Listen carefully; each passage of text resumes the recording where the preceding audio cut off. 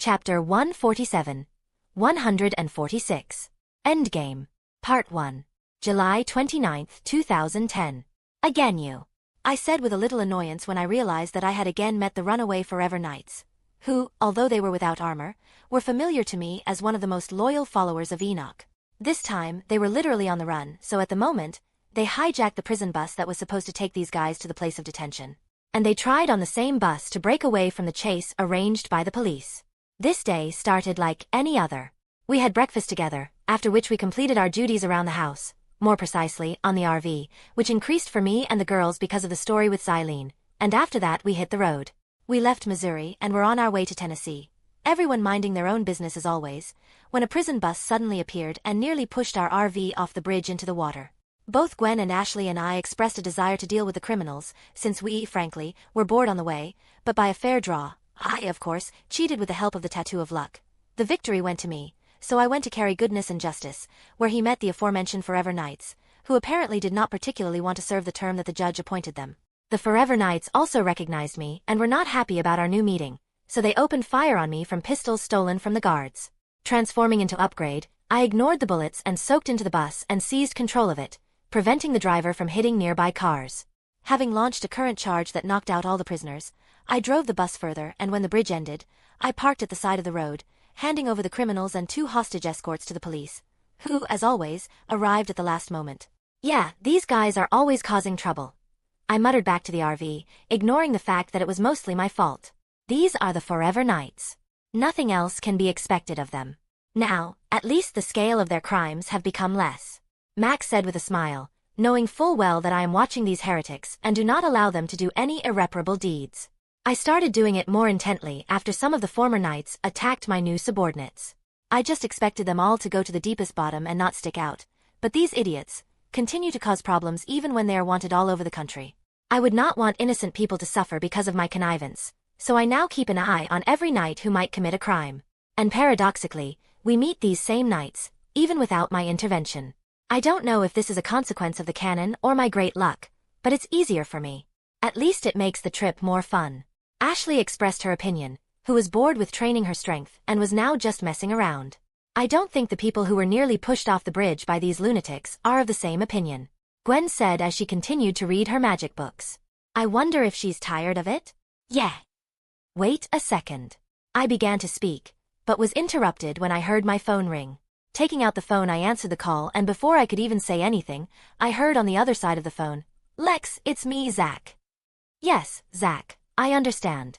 What happened?" I asked calmly. "Did you watch the launch of the new rocket from Cape Canaveral?" Zach Saturday asked quickly. "No, what happened there?" I asked, motioning for Gwen to turn on our television. "It was cancelled due to purple lightning." Zach said, just as the TV was showing a report about it. "Looks like Victor has arrived on Earth. And he somehow miraculously managed to bypass the detection of my satellites." I said irritably. "I thought it was him. We are already flying to Florida and we'll be there soon." Zach said. "Okay, then we'll meet at the NASA Center," I said and hung up the phone. "So Victor is already here and preparing his vile pan?" Gwen asked, who overheard the entire short conversation. "Yes, apparently after the disappearance of the mummy, he decided to act more carefully and was able to transfer to Earth without making a trace that my satellites could detect. To be honest, I thought we had 1 or 2 more days." I said, checking the readings of the satellites, which, although they detected an anomaly, but compared to what it was before, it was minimal, so Morgana did not even pay attention to these data. "And what do we do now?" We expected to know in advance about his arrival, and to meet him fully armed, but now Victor is calmly preparing to put his plan into action. Ashley asked. "Nothing changes, except that now there will not be such a surprise effect. We gather together and attack the enemies," I said calmly, hacking into NASA's security cameras to get a sense of the situation. "Enemies?" Max asked. "Yes, Victor did not come alone. Actually, he brought an army with him," I said, turning my laptop around and showing the feed from the NASA cameras. Unlike what was in the canon, Victor decided not to waste time on trifles, and instead of pretending to be a scientist, he simply captured all NASA employees with the help of 400 monsters, originally from the Anner system, so that no one interfered with his preparation. Well, in the blink of an eye, everything became many times more complicated. Gwen said, impressed with the preparation Victor had made after only one setback. "We need to hurry." Grandpa said seriously. Undoubtedly, I said, turning into a portaler and opening the way to Cape Canaveral, which, fortunately, I had already been to. We still need to call the Green family and veil it. They also wanted to participate in the final turmoil. Gwen suggested. True, but there is another task for them, I said, pulling out my phone again. So, more than 400 aliens from the Loboan, Tepkufan, and Transel races oppose us. This is a significant power given the natural abilities of these races, I said as our family and the Saturday family gathered for a briefing in the airship, while the Green family and Volith carried out their part of the plan. And we need to defeat all of them in order to get to Victor and stop him, Doc said, looking through the security cameras.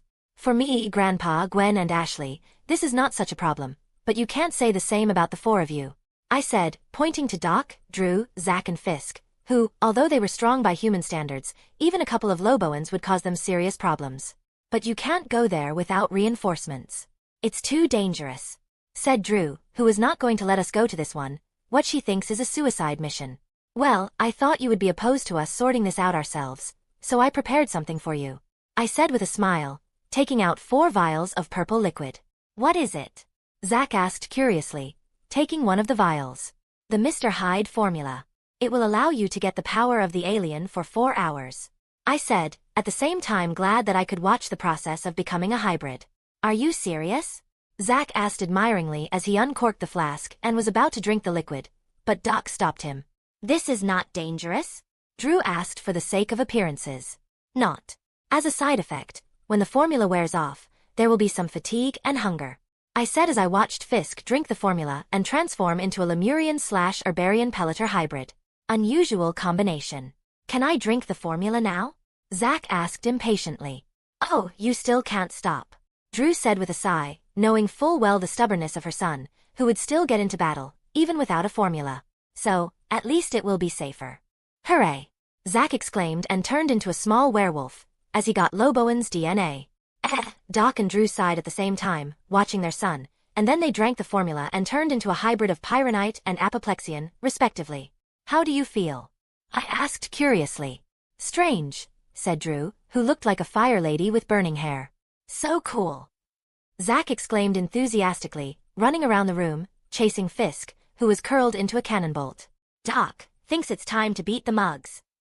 Doc exclaimed aggressively, and then more normally asked, what was it now? Wrath's temper, Gwen said with a smile, whom I told about this race and their overshoots. Why didn't you give us this formula? Ashley asked curiously as she watched the rejuvenated Saturday family. If you, me, or Gwen accepted this formula, we would just explode, I said, watching the twisted degeneration of Ashley's face, and then added, and Grandpa doesn't need her. Right. Max said with a predatory smile, taking out his Jaeger, which I managed to update and add my grandfather's favorite weapon to it. KSCHA, the Komodo dragon exclaimed very displeasedly, who also wanted to participate in all this story. Okay, hold on, I said, throwing him a test tube, swallowing which, Komodo turned into a hybrid of a lizard and Lepidopteran. I think everyone understands the plan. I go and stop Victor and you rescue the hostages and defeat the aliens, I said, using a spell that would prevent outsiders from knowing what was going on in this area, as well as prevent our guests from escaping. Great, let's go beat the muzzle. Zack exclaimed happily and jumped out of the airship window. Fisk followed him. Doc loves this idea. Completely losing himself because of the wrath gene, Doc shouted and went after his son. Boys, be more restrained, Drew said with a smile and flew out of the window using her acquired powers. Huh, Grandfather involuntarily said, watching the performance of the Saturday family, when he himself climbed into his robot. With their enthusiasm, our help will not be needed, Gwen said as she put on her costume. Even so, we need to finish this story, I said, also dressed in my suit. Let's go. Chapter 148. 147. Endgame. Part 2.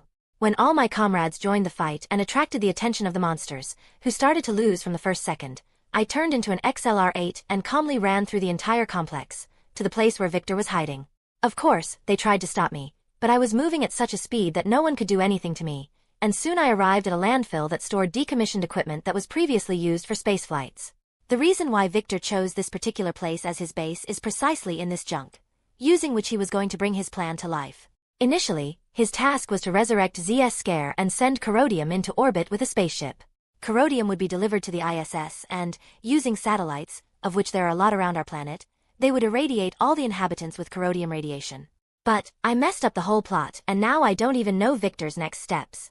I assumed that he would become more alert and improve his training, but I did not think that he would be able to bring an entire army to Earth without me noticing. Still, it was worth building your own satellites. With similar thoughts, I explored the landfill and finally found the place where Victor built his laboratory. It was an old rocket that was built with a mistake, and now it just sits there and rots, even though millions of dollars have been spent on it. Finding the entrance, I got inside and quickly knocked out the 3 Loboans who wanted to stop me from advancing further. Climbing up the makeshift stairs, I found myself in a large room, which was located right at the tip of the rocket. And here I found Victor, in his true form of Trancel. I was waiting you. Frankenstein's monster, can't call it anything else, calmly said, standing with its back to me. Yes, I know. I also calmly said, turning into a man. My master warned me that the owner of the Omnitrix could cause problems, but I didn't think that you would interfere with my plans and I would have to act so primitively. Trying to distract me with a conversation, Victor said displeasedly, continuing to work at the computer. Did you expect something else? You are trying to turn the inhabitants of my planet into ugly mutants and take over my homeland. Of course I will bother you. I said calmly, letting Victor finish, because I knew that he would not succeed. I had already used telepathy and I knew what he wanted to do. You pathetic monkeys. The master would bring prosperity to your miserable planet, Victor said fanatically, which obviously does not hurt to go to a psychologist. The same prosperity as Anner Trancel? I asked with a smirk and then added, I know everything about your planet, and you wouldn't even wish your enemy to live in such a terrible place. You don't understand anything, you naive fool, Victor exclaimed, and then more calmly, turning to me. But this no longer makes sense. After all, I have prepared everything for the return of my master. Pressing the red button pompously, Victor watched in awe as the machine he built began to sparkle with purple lightning, which soon began to gather together and shock the entire room, as if trying to attract something to itself.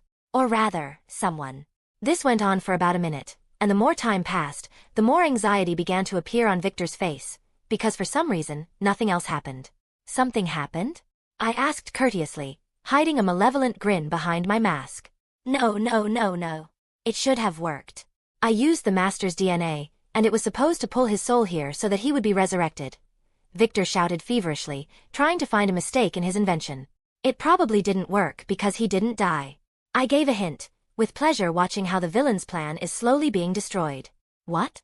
If that were the case, the Lord would have answered my calls, Victor said feverishly, and then realizing something, shouted furiously, You! What have you done to my master? Calmly dodging the electric shocks Victor threw at me, I replied, locked him in a place he would never escape from. Even death won't help him. Well, unless Azmuth removes ISEKAI's DNA from the codon stream. I thought as I dodged Victor's punch again. Tell me immediately where my master is, otherwise, Victor demanded, continuing to attack me, but it did no good. Otherwise what? Will you kill me? Do not make me laugh.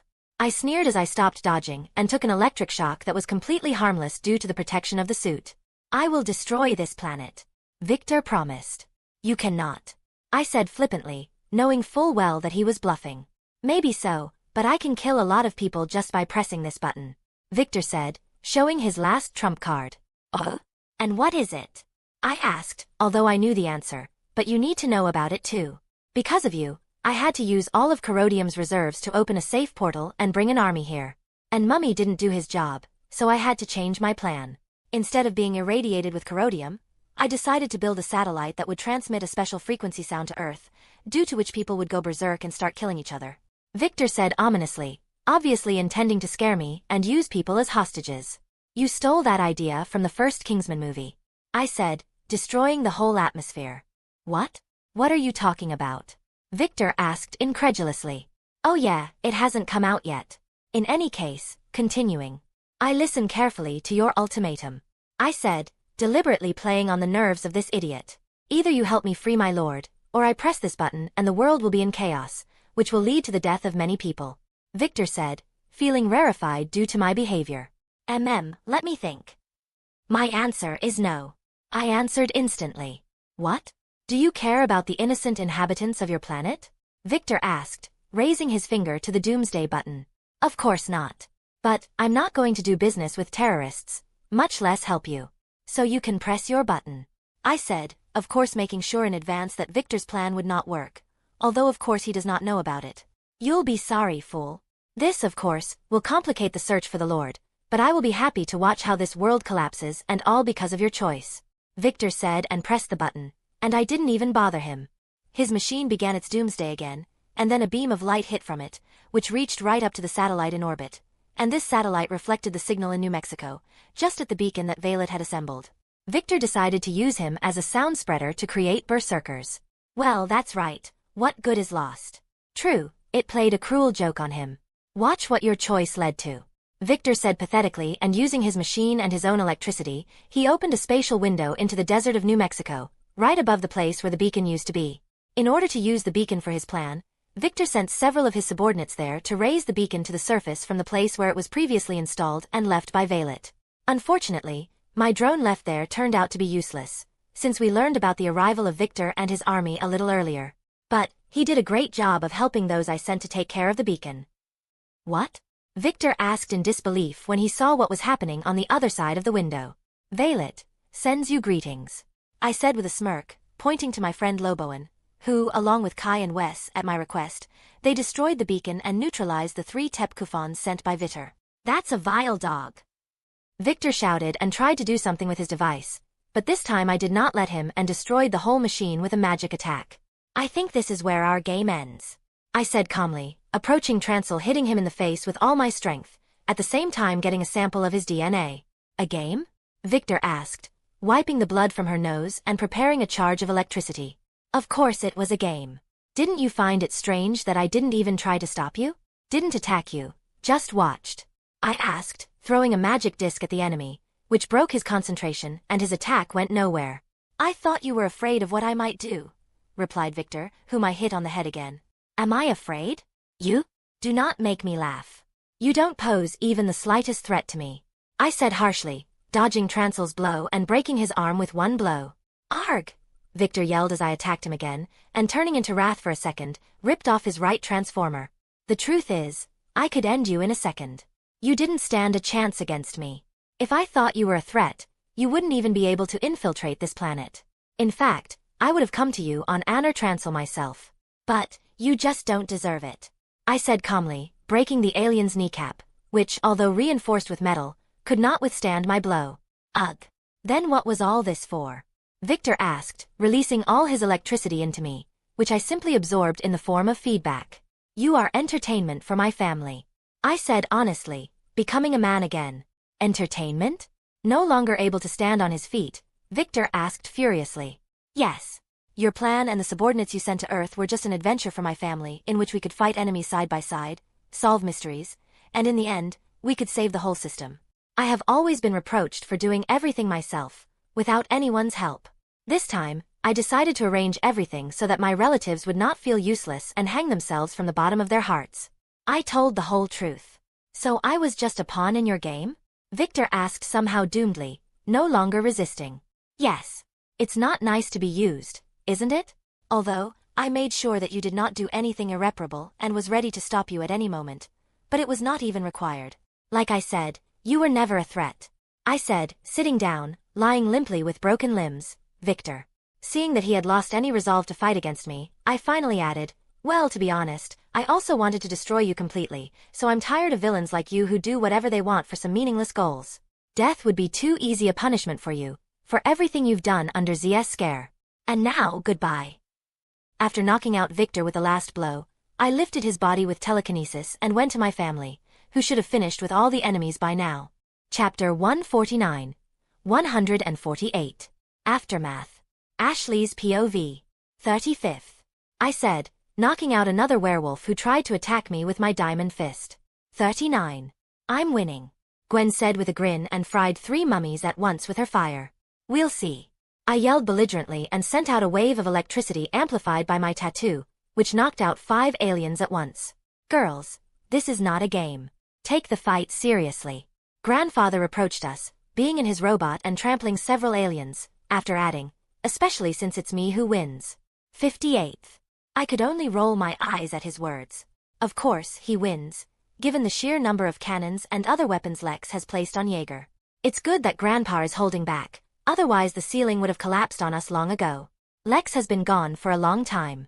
He is usually quick to deal with his enemies, Gwen said as she shielded several NASA workers with her magic shield so they wouldn't be harmed by our battle. Don't worry, he knows what he's doing, Grandpa said confidently, defending Zack, who was too carried away and did not notice the attack from one of the Frankenstein monsters, or whatever they are called. To be honest, I'm starting to worry too. Lex certainly loves to chat and then humiliate his enemies, but it usually doesn't take that long, I said, and after absorbing the hurricane from my bracelet, flared up like a torch, frying several monsters. Anyway, we'll only get in the way if we go to Lex. Plus, we haven't finished our part of the job, said Grandpa, pointing to the remaining 100 aliens we had cornered. If it wasn't for the barrier that Lex set up, they would have fled from us long ago. These guys clearly counted on an easy victory, especially when they saw that only 6 people and 2 cryptids would face them, but they chose the wrong planet for their nefarious plans. Oh, how pathetic it was. Now I understand why Lex likes to do this, I thought involuntarily, hitting the werewolf on the head in my serpazordium form. What is that ray of light? Drew called our attention, pointing to a beam that hit the sky, just from the area where Lex went. Doc doesn't like this, growled Doc, who, after accepting the formula, only expresses himself in this way, while constantly tearing the mummies into small pieces with his claws. Let's hurry up, said Grandpa, catching 20 aliens at once with a laser net. Then, we can no longer hold back, I said with a smirk, releasing all the accumulated electricity forward, which knocked out almost all the aliens, leaving only Transils immune to electricity. Finally, I remembered what they are called. The rest of the aliens were defeated by Drew, Gwen, and Grandpa. Just as we finished, Doc brought Zack, Fisk, and Komodo with him, who got lost just recently when we were chasing the aliens to the edge of the barrier. That was fun, Waff, shouted Zack enthusiastically, who had become even more hyperactive than usual due to the formula and was hard to keep still. Forced to agree. Although, our family has strange entertainment, Drew said, hovering in the air so as not to accidentally set fire to anything with her fire. I see you're done, came a familiar voice from behind us. Lex. At the same time we all shouted joyfully, looking at Lex who came up behind us. I think this is where the story ends, Lex said, dropping the body of a living Transil, who apparently was Victor, to the ground. Yes, but now we have to deal with this mess, said Grandpa, getting out of his Jaeger and pointing to what was left of our battle. We didn't hold back too much, and the entire NASA complex was now in ruins, especially bad in places where there wasn't much room for combat. It's good that Gwen took care of the safety of all the hostages, as her abilities are perfect for this. Yeah, dealing with the aftermath is always the hardest part, Lex said with a sigh, who will deal with all this, as always. Okay, first, Gwen, use your cleansing spell on Doc, Drew, Zack, Fisk, and Komodo to remove the rest of Hyde's formula. You will no longer need this power, Lex ordered as he entered boss mode. Gwen just nodded and cast her spell, which enveloped the Saturday family in white light, and soon they became human again, without any alien signs. Zack was clearly disappointed by this, which was not the case with Doc, who clearly didn't enjoy being the stupid animal he called Wrath. Now, Gwen and I are going to fix everything you broke here, and you gather all the aliens in one place. Try not to miss a single one, otherwise even one alien can cause a lot of problems, Lex said, immediately starting to use his restoration spell. We all nodded, and Lex and Gwen went to fix the complex, which was really huge and couldn't be done with a single spell.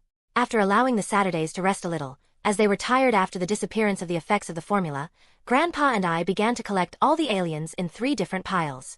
With the Saturdays getting in on the action, things went faster, and we got all 400 aliens just as Gwen and Ashley returned. Here's another one. He hid in the photocopier, and you missed him.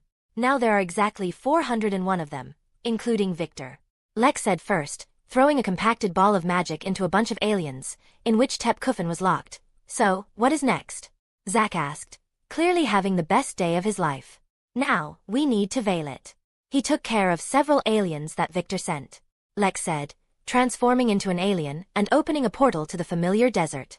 Take them there, while I wipe the memory of the workers so that they forget about everything that happened here, Lex said, heading towards the former hostages, among whom was even an old friend of Grandpa, whom he had met at the festival just 2 days ago.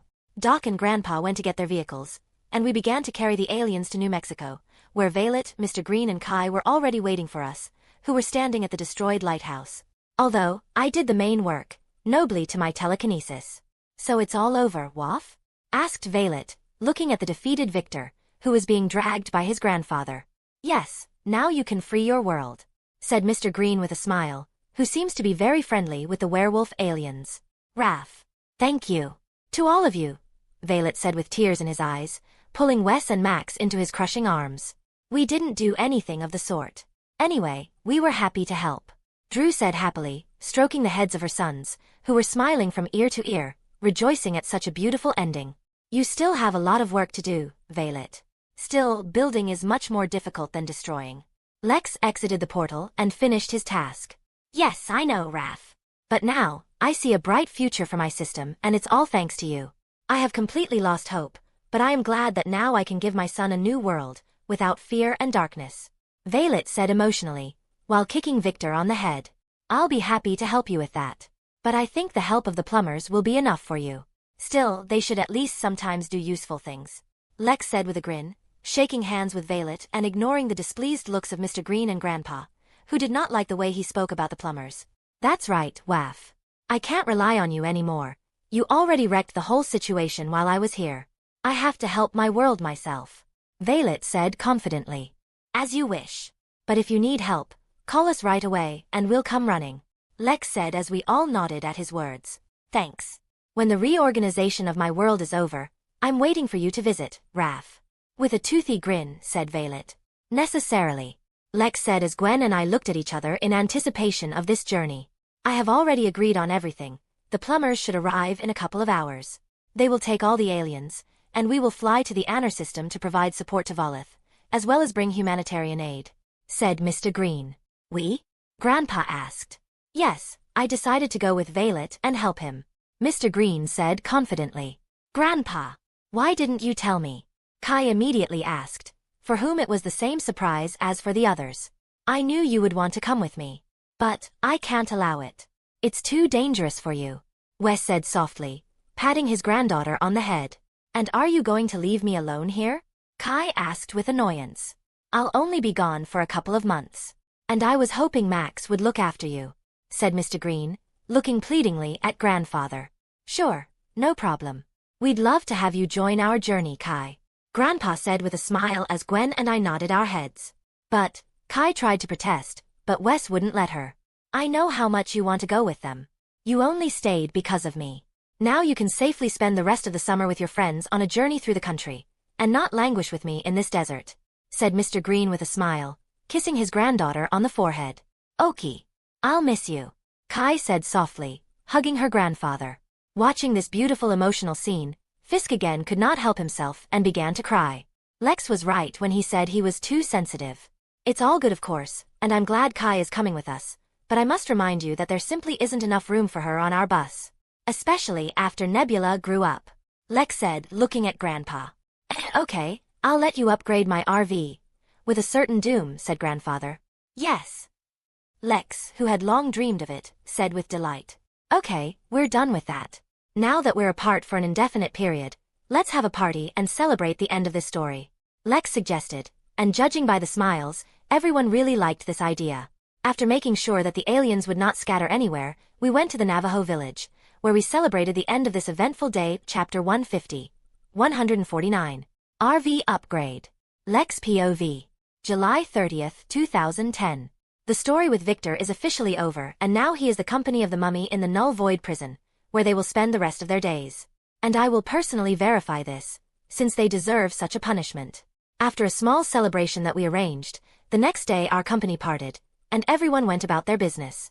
Violet and Wes, as they said, went to the Anner system in the company of space plumbers who arrived on Earth, among whom was Magister Labrid, an old acquaintance of Grandfather and an alien worthy of trust. He will command the operation to restore and support the homeland of Violet, and he will also take care of 400 aliens who will receive their punishment, although not as severe as that of Victor.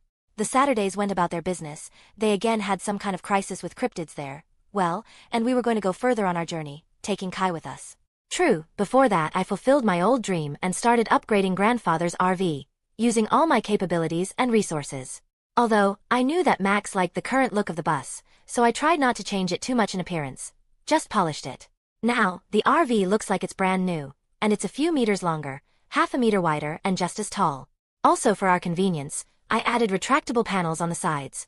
which further increased the interior space of the bus when we stop. I also updated the interior trim, and it no longer looks like it was from the 60s. No more beige, but only high-tech and minimalism. It turned out very well, and with the addition of new furniture, each of us now has his own comfortable personal space.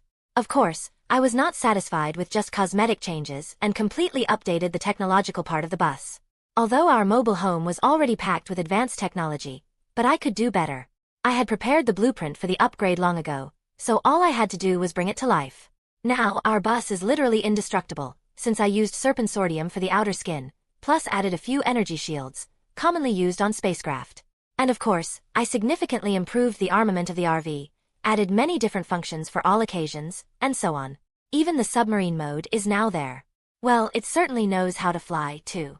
In order to have enough energy for all this, I used the former Merlin ship core, which the samurai robots had already completely dismantled for parts. By reducing the power source with PIM, I put it in place of the gas tank, and now Max no longer has to worry about running out of fuel. Finally, I upgraded the engine, but made sure that the carburetor that Ashley donated still served its function and was not useless, although now it is used to supply energy from the reactor to the engine, and not mix fuel and air, but this is not so and a big problem. I've finished. I shouted loudly, turning into the Sandman and destroying the dome that acted as my makeshift workshop. Wow! The first thing I heard when the girls saw the updated motorhome. Now no one will turn his tongue. Call him a rust bucket. This is so cool. Ashley shouted enthusiastically and quickly began to explore my innovations. Isn't this a completely new bus? Asked Kai, who, to tell the truth, knows quite a bit about our family. No, in fact, if it were Lex's will, he would have redone everything, and it's clear that he was holding back quite a lot. Let's go and see what's changed inside, Gwen said with a smile, and in the company of Kai, she went to Ashley, who was inspecting the new refrigerator. Behind them, with a measured step, Nebula also moved, for which I also made my own corner. Well, how about you? With a little concern, I asked Max. This is not usual, said Grandfather, critically examining the bus. But, I asked, looking at him expectantly. But I like. It turned out better than I thought. And thanks for keeping the original style, Max said with a smile, patting me on the back. Well, thank God, I thought with relief. All this was started just to please Max, and since he likes it, all these efforts were worth it. Here is the new key, and I also sent instructions to your phone for the new controls and functions that I installed, I said, handing over the key. Thanks, said Grandpa, and immediately hung the Jaeger control key fob on the ring with the key. Girls, we're leaving. You can check what else has changed along the way, I said loudly, getting the attention of Gwen, Ashley and Kai, who have already climbed onto the roof. Okie. So what's the plan? Gwen asked as she calmly jumped off the roof. I thought that we had not been to the beach for a long time, but there was only a month of vacation left, Grandpa said as he got into the RV and got into the refurbished driver's seat. It's a good idea. I haven't been to the ocean for a long time. Where are we going, Mr. Tennyson? Kai, who has spent most of her life in this desolate region, asked enthusiastically. Hawaii, Grandpa said with a smile, starting the engine, which, although it made sounds like a normal diesel engine, was only a sound effect so as not to arouse suspicion. And so, the RV runs on clean energy and does not make any sounds at all. And how? Kai asked with a frown, still greatly underestimating the capabilities of our strange family. Lex, where to click here? Grandpa asked me, pointing to the side panel, with a lot of different buttons, which he had just opened. Right here, I said with a smile, slamming the big red button.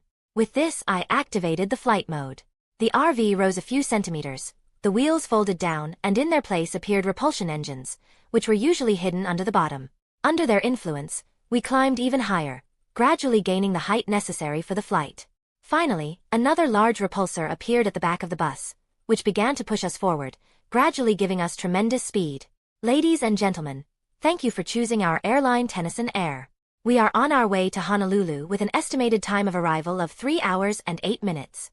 You can move freely around the cabin, but I do not advise you to open the doors and windows. And also lunch you have to cook by yourself, I said with a smile for fun, pressing another button that activated the disguise mode. We don't want the US Air Force to see us. It would end badly for them. We are flying on a RV. Kai screamed in shock. That's not the strangest thing we've seen in a while, Gwen said calmly. Don't worry, you'll get used to it, Ashley added with a smile, who had already experienced something similar once. But, But, our new passenger muttered indistinctly, not knowing how to react to such a statement. By the way, about this. Kai, we often get into various dangerous situations, we are hunted by several dangerous aliens, and we are also kind of like heroes, but the girls will tell you more about this. I began to speak, showing off my hero costume for a second. Ignoring the stunned state of the girl, I continued. What I want to say is that we are quite dangerous. You are the only one of us who is an ordinary person, except for grandfather, but he himself is still a weirdo who can stand up for himself. Hey! Max shouted indignantly, and then after a couple of seconds he added, well, yes, it's true. Are you saying that I don't belong here? Kai asked sadly. No, of course not. I'm glad you came with us, as we all do. It's just that I wanted to warn you in advance that you're going to encounter a lot of oddities and dangerous situations. But knowing you, I'm sure you don't mind. I said quickly. Yes, it is. I have always dreamed of going on an adventure. Kai said with a smile. Don't worry, you will remember this month for a long time. I confidently promised, and then added, removing one of the bracelet from my hand. But, I started this whole conversation in order to give you this. What is it? The girl asked, examining the dark purple bracelet. This is something that will help you not to be defenseless, and even allow you to help us. I said, and then he began to explain, pointing to the bracelet. It is called Kenkatrix and allows you to turn into any animal that you can only imagine. And even in a cryptid, if you saw him live and remembered his appearance well. This is incredible. Just like in our legends. May I try? Kai asked excitedly. Of course it's yours now. Just turn into someone little. I said, nodding my head. Kai also nodded and, putting on the bracelet, began to try to transform. After a second of concentration, she turned into a blue-furred wolf. After walking around the cabin a little, apparently getting used to 4 legs and a tail, Kai began to turn into other animals, starting with a panda, and Gwen, Ashley and Max watched this with interest. I originally thought Kai would get the Kenkatrix, but I thought I'd do it later, when we get to know each other better. But now that she has gone with us, it is impossible for her to remain without any strength, otherwise this may end badly. That way I can keep an eye on her and make sure she's trustworthy. After that, Kenkatrix will remain with her forever. Plus, it's a small redemption, because I took Excalibur, which was originally supposed to belong to Kai. Well, I think it's better to have werewolf powers than to have a proto-tool. Okay, get used to it with a gift, and I'll go to work. I said when Kai was in the form of a fly. Yes, you can also transform into insects, although this is more difficult due to their small size. When she's done, fill her in on our situation, please. Tell she about the Omnitrix, our heritage, abilities, our enemies, and so on. I turned to Gwen and Ashley, taking out a laptop. After getting a nod from both girls, I went to my new work area, which was next to Nebula's bed, and continued to work on the danger room, which I'm going to use soon to train my forever knights. Chapter 151. 150. Guy and Marshmallow. Ah, life is good. I involuntarily said, basking in the rays of the sun, on a snow-white beach. The beach was a good choice, Grandpa. Ashley said with a smile, lying on a nearby sun lounger. Yes, we haven't had such relaxed days in a long time. We are either always on the road, or we deal with criminals and enemies, or we are busy with other things. Spending the whole day on the beach is the best thing. Gwen added, also lying next to him. I know, that's what it was all about. Although, some of us do not like such a relaxing activity, said Max, who was cooking burgers on the grill, pointing towards the ocean. There one could see the frolicking Kai, who, with the help of Kenkatrix, turned into different marine life and did different somersaults on the water. Right now, she turned into a flying fish and tried to extend the flight, although, of course, she could only plan for a short time. All of this is new to her. She will soon calm down, Grandfather said, tossing one raw cutlet to an impatient Nebula who was trying to hypnotize the old man. Not sure. It's been more than 5 hours since she received the bracelet, and she still hasn't stopped transforming into different animals. I must say I admire her knowledge of diverse fauna, I said as I sipped my cocktail. Well, I think you're right. In that case, Gwen, can you go and get Kai back? Moreover, almost everything is ready, and it's time to sit down at the table. Grandpa asked. Certainly, no problem, said Gwen and took the hat, went to the ocean. Tomorrow is the last day of the month, and August will come. This means that our summer holidays will end in a month, and we will have to return to normal life. It's such a waste, Ashley said dejectedly. I would not call our life ordinary. Just because you're going back to school doesn't mean the villain attacks will stop. Although, I think it will still be quieter than now. I said, stroking my tigress. Anyway, it won't be the same. Moreover, I will have to return to New York, and you will be in Bellwood. I will be lonely without you. Ashley said sadly, also unable to resist Nebula's cuteness, and began to stroke her. With our abilities, such an insignificant distance means nothing. We can see each other several times a day if you want. Especially, since I finished school and I need to choose a university, it may well be the same New York University or Columbia University. I said as I watched Gwen and Kai, soaking wet in their bathing suits, emerge from the water. Fuff. Really? It won't cause any problems? Ashley asked hopefully. Certainly. Any university will tear me off with my hands, and I can enter any university I want without any problems. And I don't care, to be honest, where I study. Anyway, I'm going to enroll in distance learning. I said, without saying that I still initially wanted to enter the Massachusetts Institute of Technology in order to be closer to Hope. That's pretty cool, although that doesn't change the fact that I'll be away from Gwen and Grandpa. Honestly, I just don't want to part with all of you. Ashley said sincerely. I don't want to either. It's hard to imagine that we will study in different schools. Without Lex, it's going to be pretty lonely at school now, and I'd like you to be my classmate, said Gwen as she approached, hugging her friend. I would like that as well, Ashley said with a smile. And all this was looked at with envy by Kai, who did not have the best school life. In fact, she doesn't even have any friends, so she's genuinely jealous of Gwen and Ashley's relationship. Ashley, if you talk to your mother about this, I don't think she'd mind going back to Bellwood. Grandpa expressed his opinion, passing each of us plates of burgers. Do you really think so? The girl asked hopefully. Yeah, I think Amanda wouldn't mind. Especially since this is your hometown. Plus, given your history in New York, it might be better if you change the scene. Grandfather said, starting to eat. I'll have to call my mother tonight, Ashley said with conviction, also pouncing on the burger until it was stolen by a gluttonous cat. Are you going anywhere today? Gwen asked curiously, looking at me. No, today I decided to take a day off and spend the whole day with you. Tomorrow I have a couple of things to do. Besides, I was going to visit my Eternal Knights. They should have settled in a new place and had enough rest. And then Tetrax will arrive. I said. Is that how? In that case, let's stay on this deserted island for a few days. There is a good beach and the ocean, there is no stranger, and we can visit Honolulu at any time, because it is not far away, suggested Grandfather, pointing to this beautiful island, which we met on our way to Hawaii and decided to rest here for a bit, but in the end, it will become our personal campsite. Sounds like a plan, Gwen said with a smile. Let's then test the open-air cinema that I installed in the bus. I suggested, because you can't go swimming right after eating, need everything to be digested. What shall we see? Kai asked with interest. A film from the future, about a traveler through different realities. I said, remotely activating the projector, which illuminated a huge holographic screen that could be viewed without any problems even on such a sunny day. We all pulled up the sun loungers, settled comfortably with snacks and drinks, after which I turned on the movie and we started watching it to the sound of the ocean. In the end, we spent the whole day on the beach, relaxing, and everything went away, without any problems or hassles. Although, according to the canon, another meeting with Dr. Onimo was supposed to take place on this day, but this is not about our world.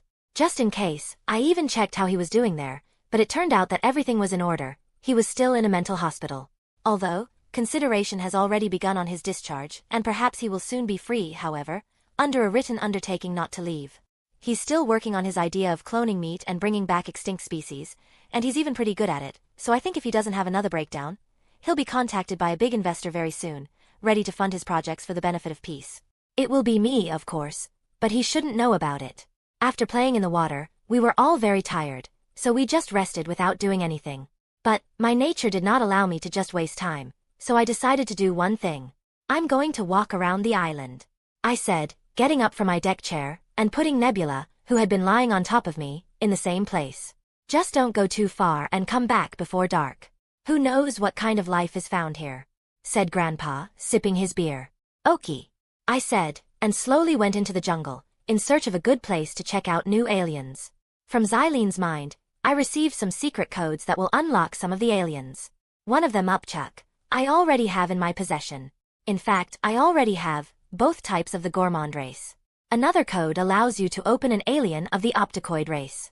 Ben named him ISEKAI. In appearance, this hero looks like a blind humanoid, with yellow skin, on whose head are two large ears, just like bats. The absence of eyes in their normal place is compensated by a dozen eyes that are located on the rest of the alien's body, including the palms of the hands. It is with these eyes that the main power of ISEKAI is associated, namely the ability to shoot strong laser beams from any eye.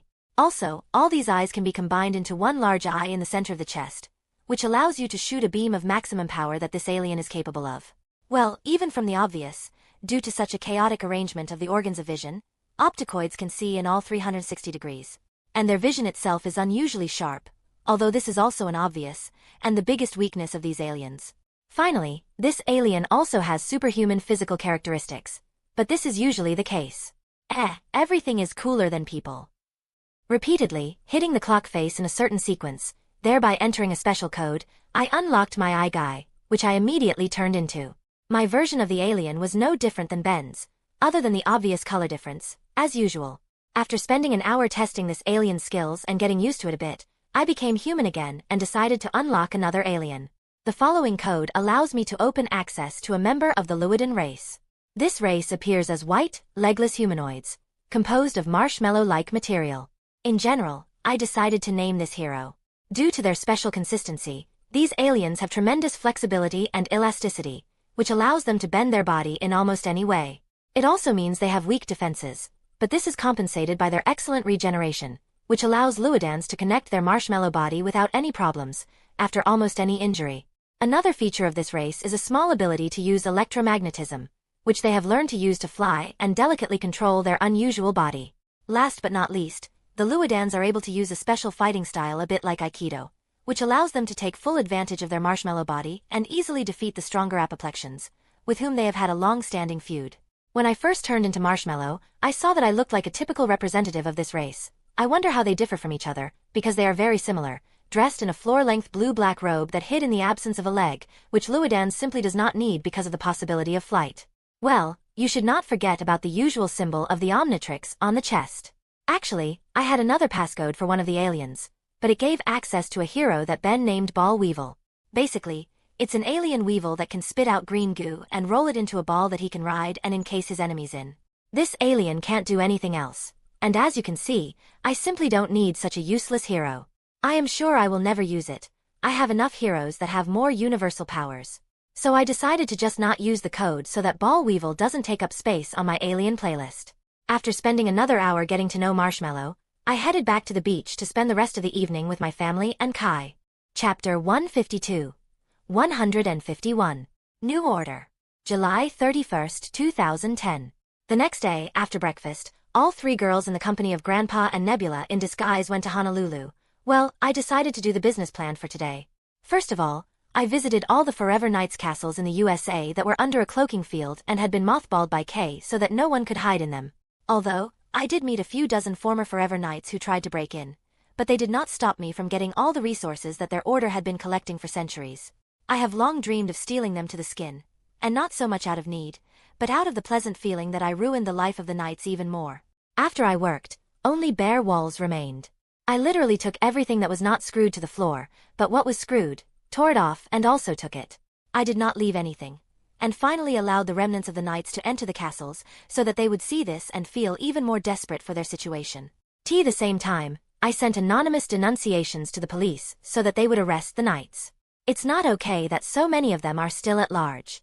I admit it turned out pretty brutal, but if you knew everything I know about the actions of the knights in just the last 50 years, you would definitely agree with me that this order deserves such an end. Apart from my people, of course. Double standards, what can you do? That is life.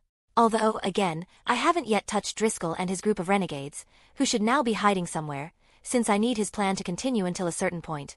And then, the Order of the Forever Knights will really disappear from the face of the earth. In fact, it will start today, and I will start with my own faction. By the way, I still managed to find the seal behind which is the prison of Dagon. As I assumed, she was under one of the castles. Since I still do not want to risk it once again, it was this castle that I hid by all means available to me, including magic and rituals from the Spellbinder's grimoire, which I never stopped studying. So far, the time of Dagon has not come. I myself do not want to climb to the interdimensional demon. I'm not a fool. But when I have 100% confidence that I can kill this squid and not get hurt, then we will return to this topic. As for the resources received by the right of the Conqueror, after all, few can argue with the fact that I destroyed the Order, then everything is not as rosy as we would like. Previously, when I was only at the beginning of the journey and had practically nothing, the alien materials obtained by the knights would be very useful to me. But now these are just additional materials that will help me reorganize the same order. Well, plus a lot of treasures and works of art that mean little to me. Nothing else that really could be called special, I did not find, not after what I went through and what I received recently. And ordinary resources, which, although rare on Earth, are quite common in space, are of little interest to me. Especially after I finish my virtual world, which in fact, will provide me with unlimited resources for every taste. But in any case, the supply does not press the pocket. And for me the main thing is that now the Forever Knights do not have these materials. Here I am such an evil type who mocks poor people and is ready to take everything from them to the last. And frankly, I really enjoy doing this to my enemies. Although, this is not so important, it is better to return to the topic. Having finally robbed the knights, I moved to the moon base and, after sending clones to build a surprise for my loyal subordinates, I went to look for Kay, who was in the room that served as a gym. There was nothing like this before, but it seems that my knights have already settled down and started using the Gilbert transporter. Your Majesty, Kay said respectfully as I entered the room in my Forever King form.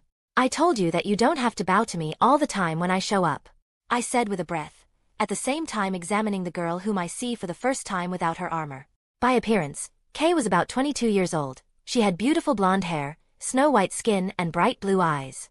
In fact, she was indeed very beautiful and at the same time had an unusual charm, which apparently appeared as a result of her training in the order. I can't help it. You are my king, the girl knight said with conviction, still in a kneeling pose, while looking at me with abnormal devotion. Damn fanatics. I see that I can't convince you, so let's forget about it. You can get up, I said, knowing full well that such people are very difficult to convince of something. So I decided to quit this thankless job. As you command, my king, Kay said, standing up straight. Your Majesty? Kay asked worriedly after I had been silently staring at her for 2 minutes. Yeah, I'm sorry, I just stared at you. You know, you're really beautiful. You should go without armor more often, I said sincerely, unable to contain my nature. It seems that my compliment completely incapacitated the girl. It must have been the first time she was treated like a real girl and not like a tool. Okay, back to the topic. Today I came to tell you about our future plans and the future of the Order. Couldn't you gather everyone in the conference room? I asked as I walked out of the room. What? Oh yes, of course, Your Majesty. Everything will be done in the best possible way. Recovering, quickly said Kay and ran ahead of me. But cheeks turned red, I said with a smile, heading to the meeting place. Less than 20 minutes later, all my gathered in the conference room, no longer wearing their stupid armor that they would never need again. When the loud greeting ended and everyone took their seats, I began my speech. So, I see you have had enough time to clean up and rest. So I think we can begin the promised reformation of the Order, which I promised you on the day you all swore allegiance to me, I said as I turned on the projector with my presentation I had prepared. This is a serious matter, so there is no other way. Yeah. Apparently from the surging feelings, all the knights shouted at once. Luckily, I had prepared and reduced the sound in the mask beforehand, so I didn't get stunned this time. Be quieter, please. And don't interrupt, I said sternly, cooling down the ardor of 300 people. When there was silence again, I began again. Perhaps not many of you know, but in the first place, the Order was created for the purpose of killing a demon from another dimension who wanted to take over our planet and the entire universe. After giving a couple of seconds to realize the former greatness of their order, I continued the story. And although the demon could not be killed, it was sealed, and the purpose of the Order was changed to protect the seal so that the demon would never return to this world. But, as you know, in our time this has already been forgotten, and most of the members of the Order ignored their destiny and began to indulge their selfish desires. Damn heretics! An aggressive shout was heard from the audience. Right. The Order of the Forever Knights is no longer what it was in the past, and the fact that you are here, direct evidence of his decline. This order can no longer be saved and it must wither away, because in addition to everything I mentioned, the Order also betrayed its true goal. As if a speaker or a deputy. I continued to hang noodles on the ears of these fanatics. True purpose? Asked Borse, who was sitting next to him. Maybe one of you can guess for yourself what was the original reason for fighting that demon? What is the reason for protecting the seal and preventing the release of the demon for so many years? I asked, looking seriously at people who are not too accustomed to thinking with their own heads. Is it really that bad? I thought involuntarily, but luckily I was wrong. Protecting people? Kay suggested. Right. I said with a smile, and began to explain for the dull. It is in the instincts of people that we must protect our home and our family. This is our nature. And no matter what you have been told before, the main goal of the Order has always been to protect people and protect our homeland. Everything else is secondary. And this is the most important thing. Just for protection, many people once gathered together and were able to fight back a powerful demon, thereby saving not only the planet, but the entire universe. Yeah.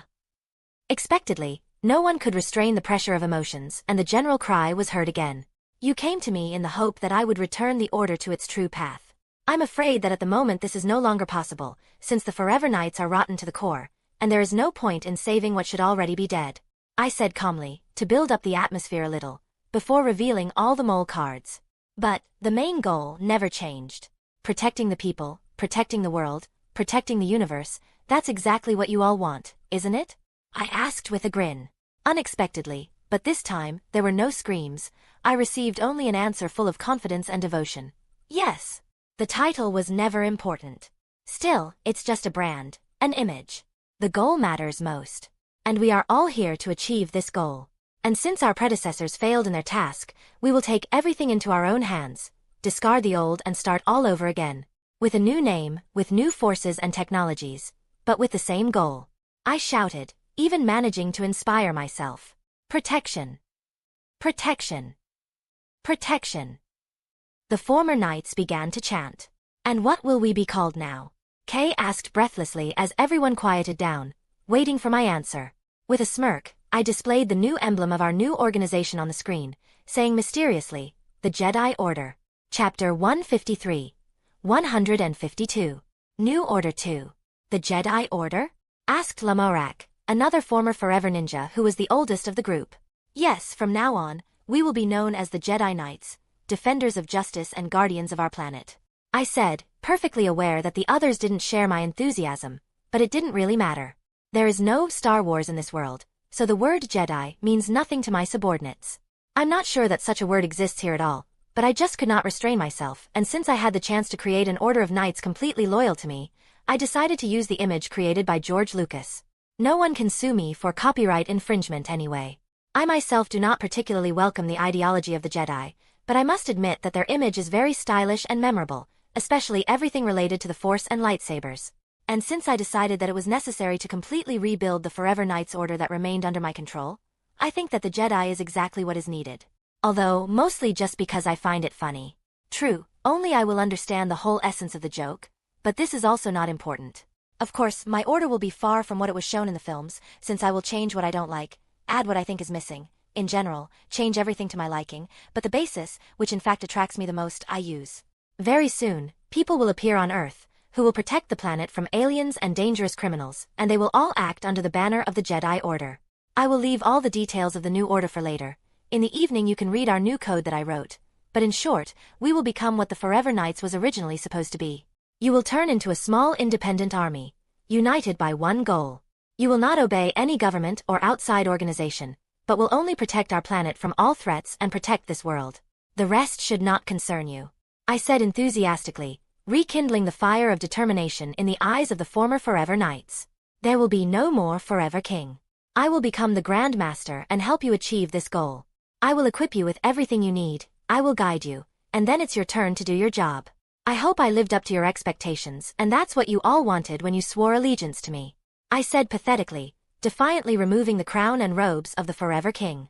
All the caretakers gathered in the room are watching intently as I throw these paraphernalia on the ground, marking the end of my short career as leader of one of the factions of the Forever Knights, and the beginning of a new Jedi Order that will become the defenders of the Earth, thereby greatly reducing the burden on my shoulders.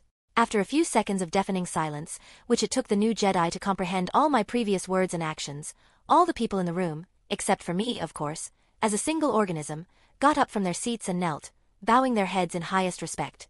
Long live Grand Master! Long live the Jedi Order! The members of my order simultaneously proclaimed, looking at me with incredible admiration and respect. It's very easy to get used to this, I thought involuntarily, feeling those burning gazes full of enthusiasm and desire to carry out my orders. All right, enough kneeling. This is no longer required.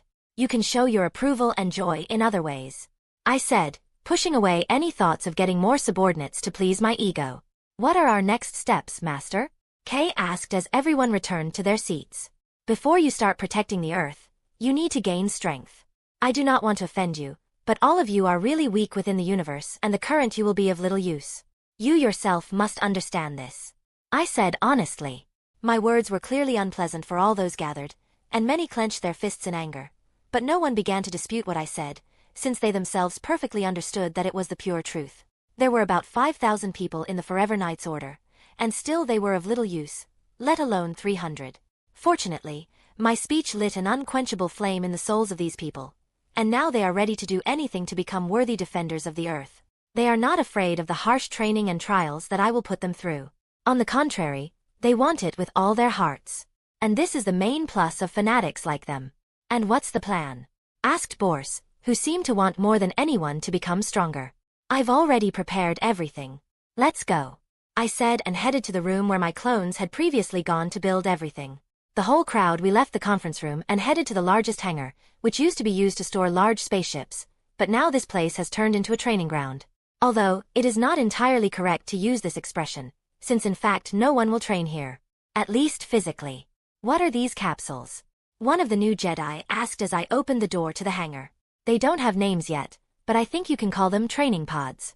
I said with a smile as I looked at the 300-lined glass capsules specially made for each Jedi. Training? Shouldn't we be physically active? One of the female knights asked. No, this is the old age. This is a long and inefficient way.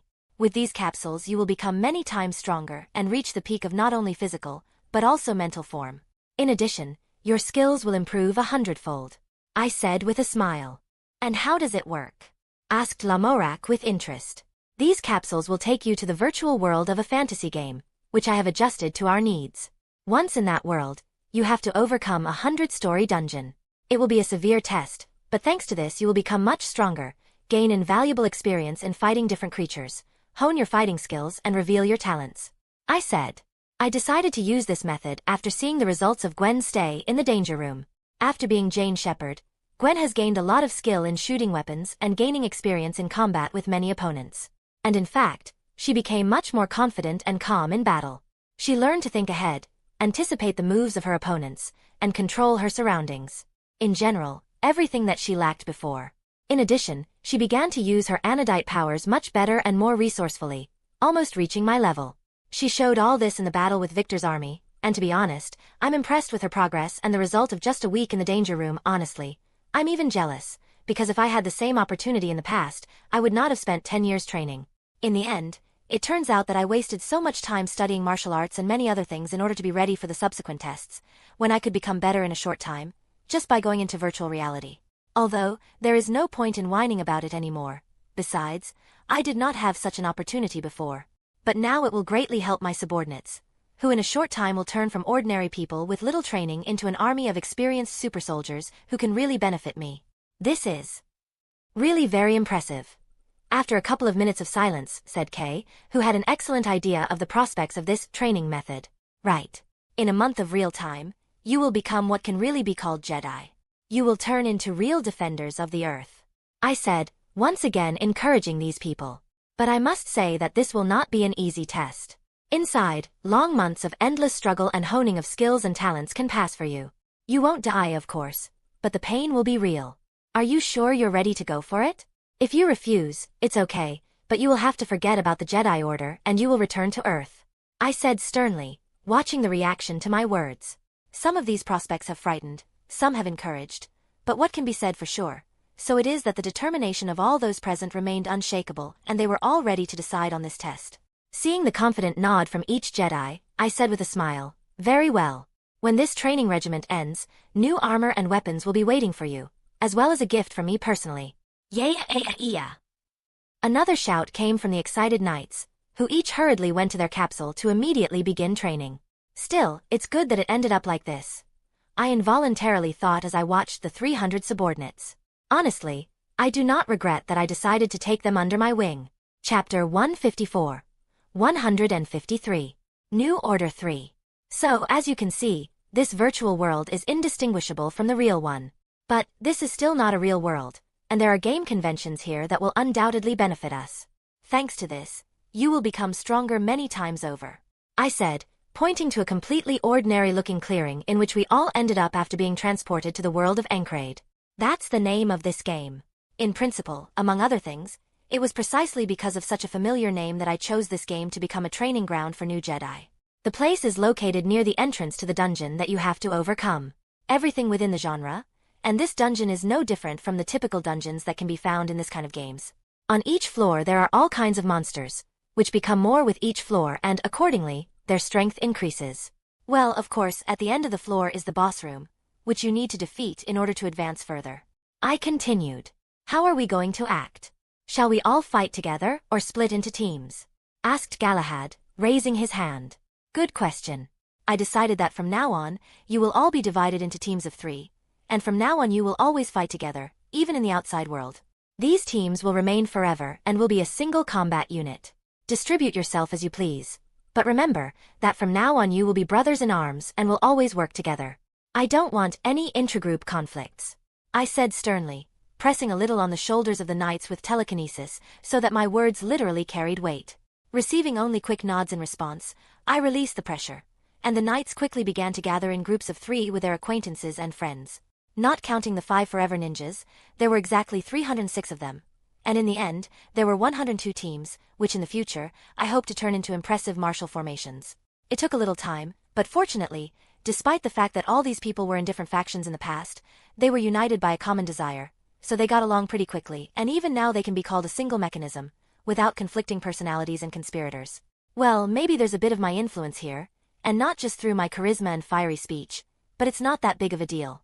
By the way, this doesn't concern you 5. You don't have to split up, you will act alone.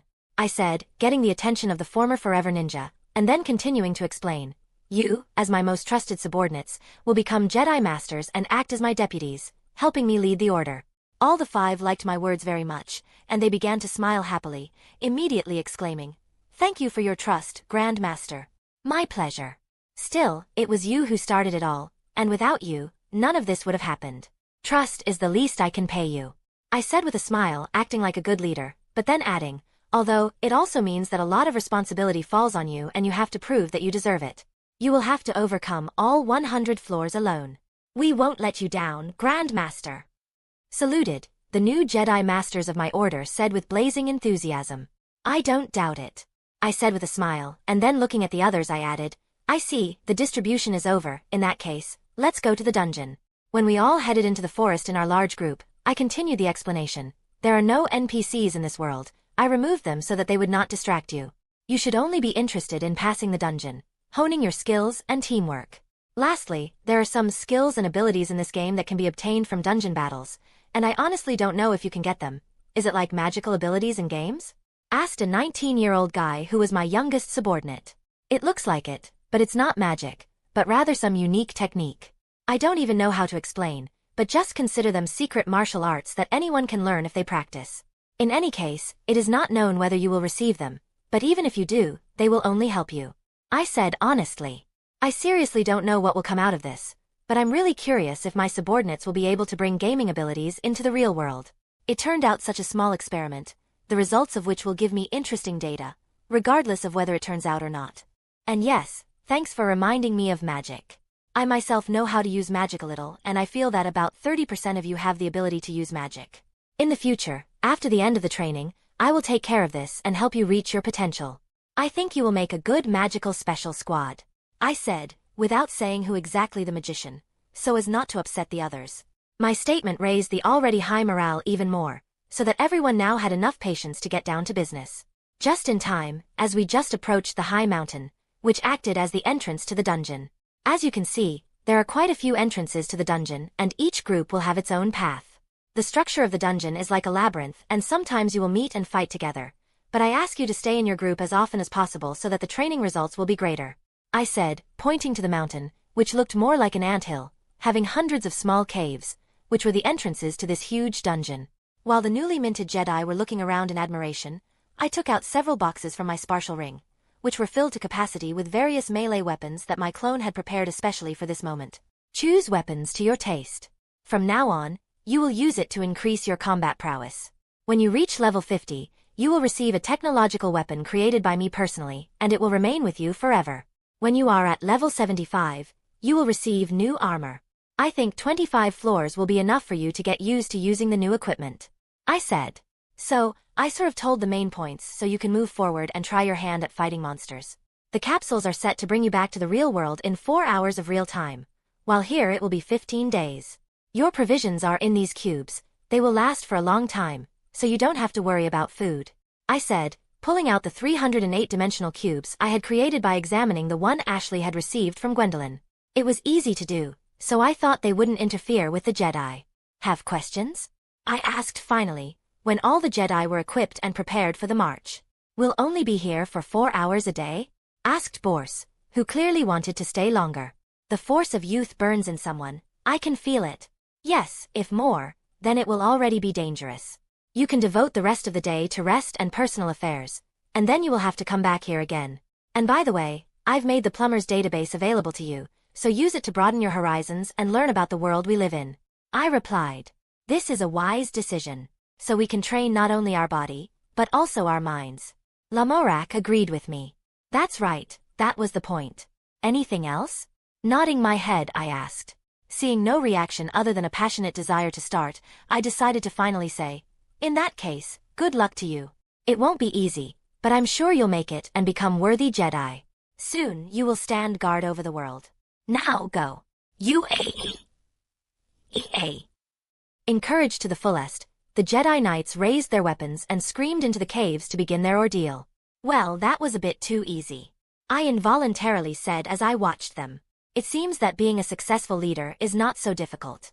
Especially when your subordinates are fanatics who have been brainwashed before. Using their own ideology, I completely turned their view of the world and directed them in the direction that I needed. Although, it's still a bit troublesome, but extra hands never hurt. In a month, I will have skilled and experienced warriors who are completely loyal to me, whom I can really trust to deal with problems that are not too important. Of course, in all serious matters, I will handle myself. After all, it would be foolish to let ordinary people fight Vilgax. But there are quite a few things in which my help is not necessary. After turning into a phantom virus, I turned into lightning and left the game, which was now on the moon base server. Capsules were connected to it, thanks to which the Jedi can independently enter this world, and I do not have to worry about such a crowd in the virtual world. How did everything go? My clone asked who was involved in all the preparations, and through the monitor followed what was happening in the game world. No problem. You stay here and work on creating all the necessary equipment that they will need in the future. If something happens, let me know. I said, throwing all the boring work on a completely faithful clone. Okay. The clone said calmly, as he knew that this was what he had been created for. Well, I'm done here and I think it's time to head back. I muttered as I teleported back to my family with the help of the Infinity Tattoo. Chapter 155. 154. Origin of the Vixen. How was your day in Honolulu? I asked, right after I found myself on the beach of an island where Grandpa, Gwen, Ashley and Kai had a late lunch.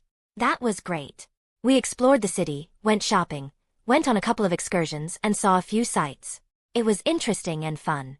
Ashley said enthusiastically. There is an unusual contrast in the city due to the fact that it is still a typical American metropolis, but at the same time it is located on the ocean in the tropics.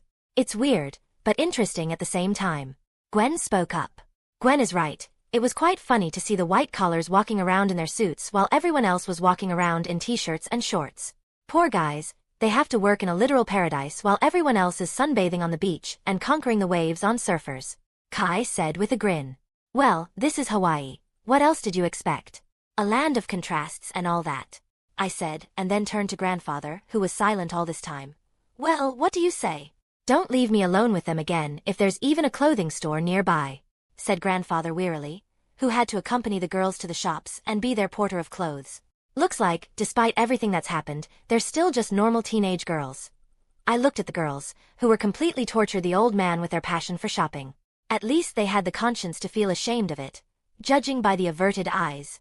Okay, you do what you want, and I'll go to rest, Max said with a sigh, and went to the motorhome. You should have taken care of him, he's not so young anymore. It is one thing to fight aliens, for him it is always a joy, but going shopping with you can finish him off. I said shaking my head. Sorry, we got carried away, Gwen said looking down. It's just that the three of us had so much fun that we forgot, Ashley said with regret in her voice. It was the first time I spent time with my friends, especially in such a big store, and I got carried away. I'm sorry. Kai, who felt the most guilt, said sincerely. Nothing. I understand everything, and I'm glad that you got along so well. Just don't forget to think about Grandpa. Still, he does a lot for us, and the least we can repay him for this is by care on our part. If you want to have fun, just tell me and I'll do whatever you ask. I will always have time for you, I said with a smile. Ashley was pleased with my words, and even Gwen smiled happily, although we still didn't understand our relationship. But Kai became very embarrassed, but at the same time she was still glad, although she herself did not know why. In general, we still have a strange relationship. I kind of like her, but as long as this uncertainty remains with Gwen, I don't want to start a new relationship. Especially since we had little interaction with Kai, and we don't know each other very well yet. It is unlikely that we can be called someone more than just new acquaintances. Not even friends. To be honest, I still don't really trust her, at least not as much as my family, and I don't know if I even want to deepen our relationship and lead it into a romantic direction. And the girl herself has not yet decided what to think of me, since everything that is happening now is new to her and she needs to get used to and acclimatize to the changes in life. Plus, even though she doesn't show it, she still hasn't quite recovered from nearly drowning. She did not have any fear of water or wolves, but such an experience always leaves its mark and changes life very much. And I would not like to interfere with her, to overcome this. With the support of the girls and the strength of the Kenkatrix to give her confidence, things will get better, but now is definitely not the time for romance.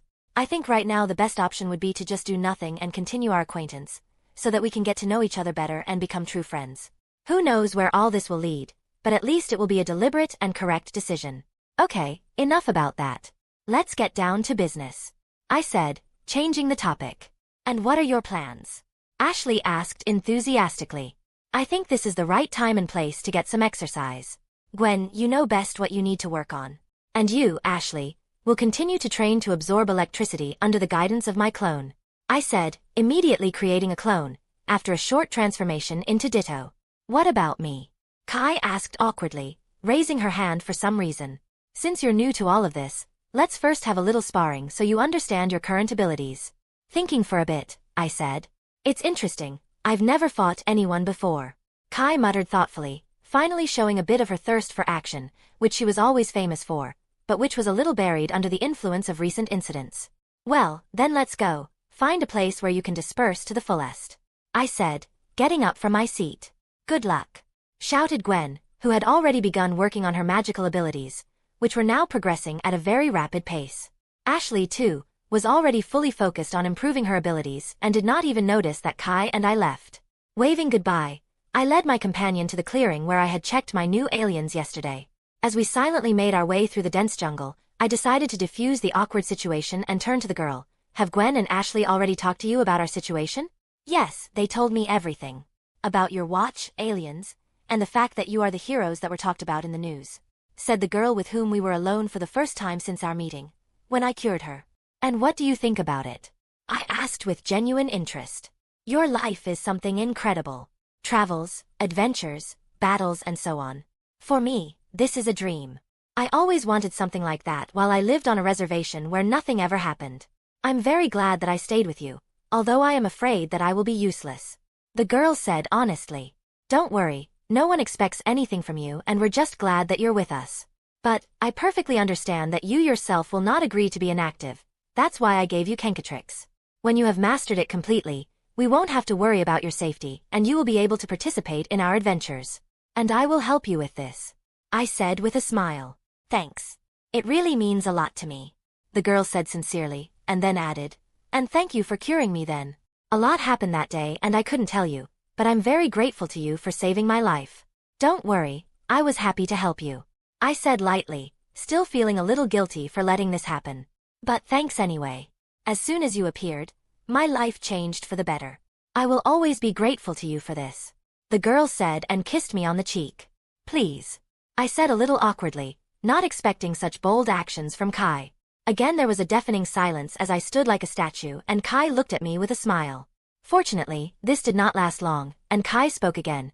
Do you think I can be a hero too? Why not? With Kenkatrix, it's not difficult. We'll improve your combat skills, gain experience in some video game, and then I'll make you a suit. I think the next time we run into bandits, I'll let you prove yourself. At the same time, You will understand how to act correctly in such situations. Thinking for a bit, I said. This is great. I cannot wait. The girl said enthusiastically, and then bowing her head, she added, then, I should immediately come up with a superhero pseudonym, but nothing comes to mind. What do you think? Let me think. How about the Vixen? I said, remembering a DC Comics heroine who had an amulet that allowed her to gain the powers, but not the appearance, of different animals. Not the same, but similar to Kenkatrix's powers. Vixen? Kai asked thoughtfully. Yes, I think it suits you perfectly. I said honestly. Do you think I look like a vixen? Somehow unkindly asked Kai, apparently more referring to the second meaning of this word, which means shrew. Honestly, yes, I think you look like a cute little vixen. Cunning, but at the same time kind and beautiful. The fox, which, when necessary, can stand up for itself and scratch out its eyes, and when necessary, can be affectionate and accommodating. I said quickly. Looking at me with narrowed eyes, the girl said, clearly considering whether to be offended by me or feel flattered. Do not you like it? I asked for some reason, really hard to bear that look. Only women know how to put pressure like that and make you feel guilty, even for no reason. Okay, I got out. I really like the way Vixen sounds. But for my costume to be the coolest. And orange, said the girl, taking pity on me. No problem. Although, in order to deserve it, you must show what you are capable of. I said just as we arrived at the clearing. Can I not hold back? Kai asked with a grin. Yes, after all, it is unlikely that you will be able to oppose something to me. I said with a smirk, deliberately provoking the girl. We'll see. The girl barked, immediately turning into an orange bear and attacking me. For some reason, all of the animals that Kai transforms into have an orange coat color. Well, that makes her pseudonym even more meaningful. Not impressive. I said tauntingly, dodging the bear's paw and pushing the girl with my telekinesis, adding, if you want to impress me, then you should try harder. Grrr, turning into a lioness, the girl growled, and attacked me again, but obviously not as thoughtlessly as before. Already better. I said honestly, dodging both the paw and the tail with which she wanted to knock me over. Seeing that the attack failed, Kai turned into a falcon right in the air and flew into the air, dodging another telekinetic wave. Gaining speed, the girl began to dive down, and in the air she turned into a huge rhinoceros, clearly planning to crush me with her big carcass. You clearly have potential. I sincerely praised the girl, who began to use her brain more and quickly adapt in battle. Though it's still not enough. I said, simply catching the rhino with telekinesis and throwing it aside. Fortunately, you are lucky and I will teach you everything you need so that you can become a hero. True, it will not be so easy, but I'm sure you managed. I said with a smirk, turning into Vulcan and taking on the attack of a huge gorilla. It was clear from Kai's eyes that she was having a lot of fun right now, so we continued our little sparring further. Although I dominated all the time, I also liked it. For the first time, I fought with the same werewolf as me. It's an interesting experience. Kai literally learned on the fly, so we did the same for the rest of the day, until our grandfather stopped us, since dinner was ready. I think, nevertheless, we have become closer with Kai, at least a little, and this is undoubtedly good. Chapter 156. 155. Alpha Gene. August 1, 2010. Darling, wake up. Morgana's voice rang out, which immediately woke me up. What is it? What time is it now? I asked with difficulty, opening my eyes. It's almost 3 in the morning, but I thought you'd be glad to hear this news. Morgana said with a little mystery in her voice. Have you finished analysis? I quickly got up from my bed and asked with anticipation. Yes. I've finished analyzing alien DNA for the alpha gene. I'm sure you'll like the results. Morgana confirmed with a smile to be heard in her voice. Don't go on, I'll be at the lab right away. I said, and ordered the cloth to change its appearance from pajamas to casual clothes. I headed to the exit of the bus, trying not to wake anyone. Luckily, I succeeded, and when I went outside, I ignored the beautiful view of the ocean at night, activated the infinity tattoo, the power of which transported me to Bellwood, Ohio. Once in the cave, I turned into fast track and immediately headed to my laboratory, where a holographic projection of Morgana was already waiting for me. So, here I am. You can continue. I said hurriedly, sitting down in my chair, ready to listen attentively. Morgana only smiled at my impatience and began the story with a smile, displaying the necessary data on the monitor. As you can see, I was able to find the alpha gene in almost all of your aliens. The exceptions were the Celestialcipian and the Osmosian. With Alien X, it's clear why, because I haven't even turned into him yet, and we don't have a sample of his DNA. It's still too early for that.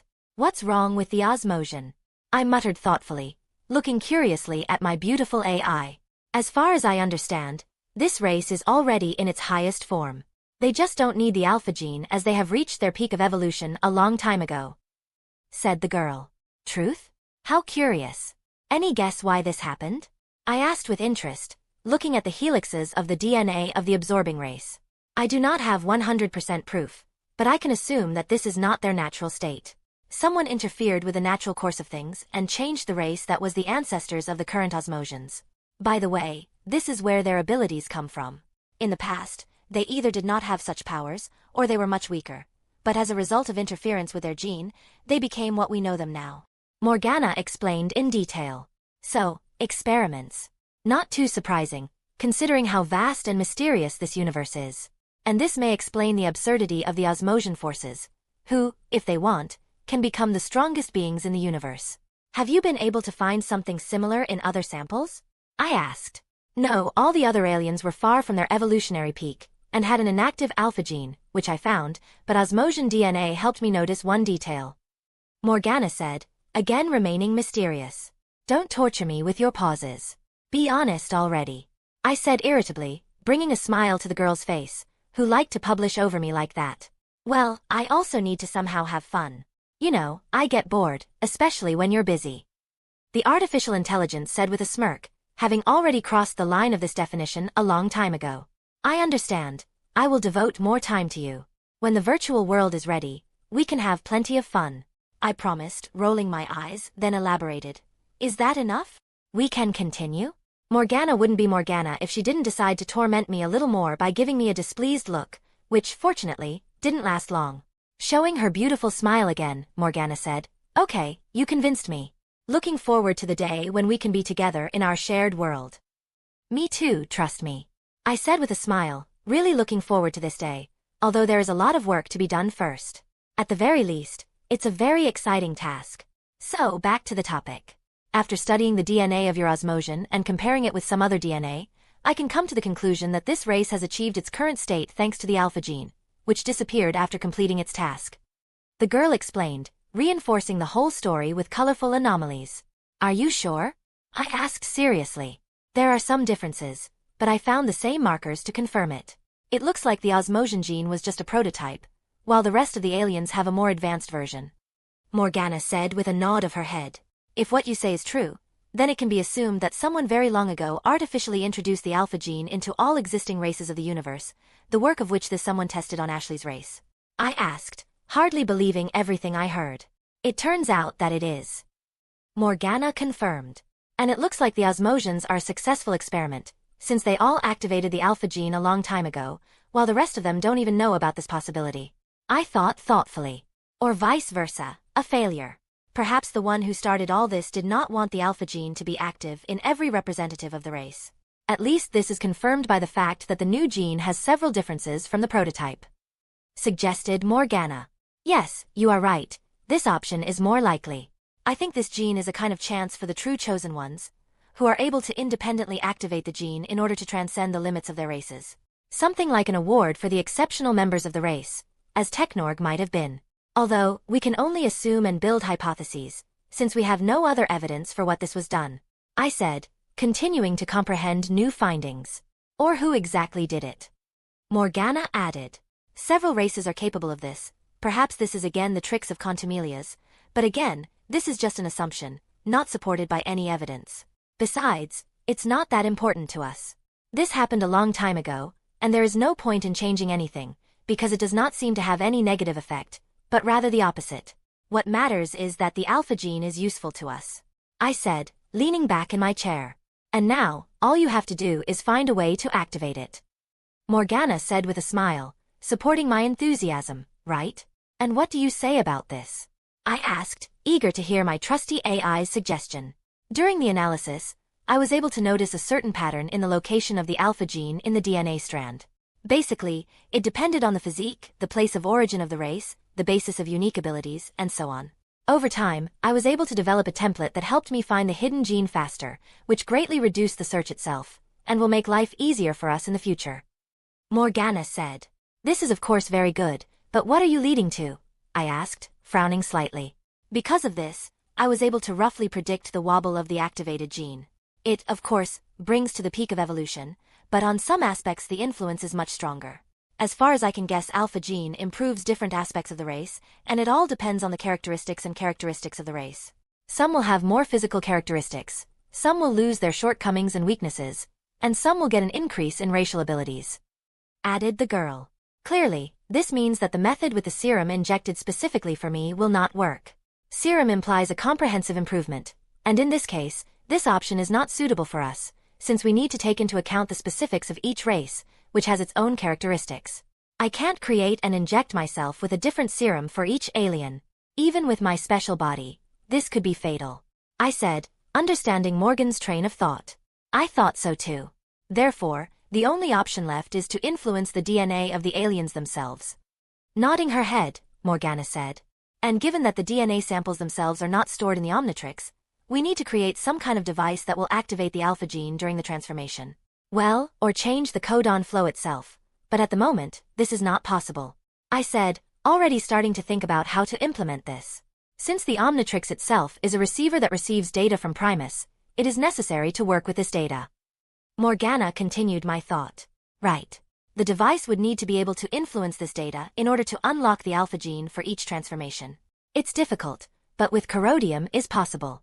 Add a few useful features for convenience and everything will work. Just have to get into the Omnitrix itself. I said, continuing to think. It's good that you figured it out yourself. It's time to do it. Morgana said seriously, looking into my eyes. What is it? I asked, averting my eyes. Don't pretend you don't understand what I mean. We both know that I need to move into the Omnitrix in order to fully seize control of it. Morgana said a little pathetically. No, it's too early. I said categorically. We studied the watch for 2 months, you received the access codes from Xylene. What else do you need?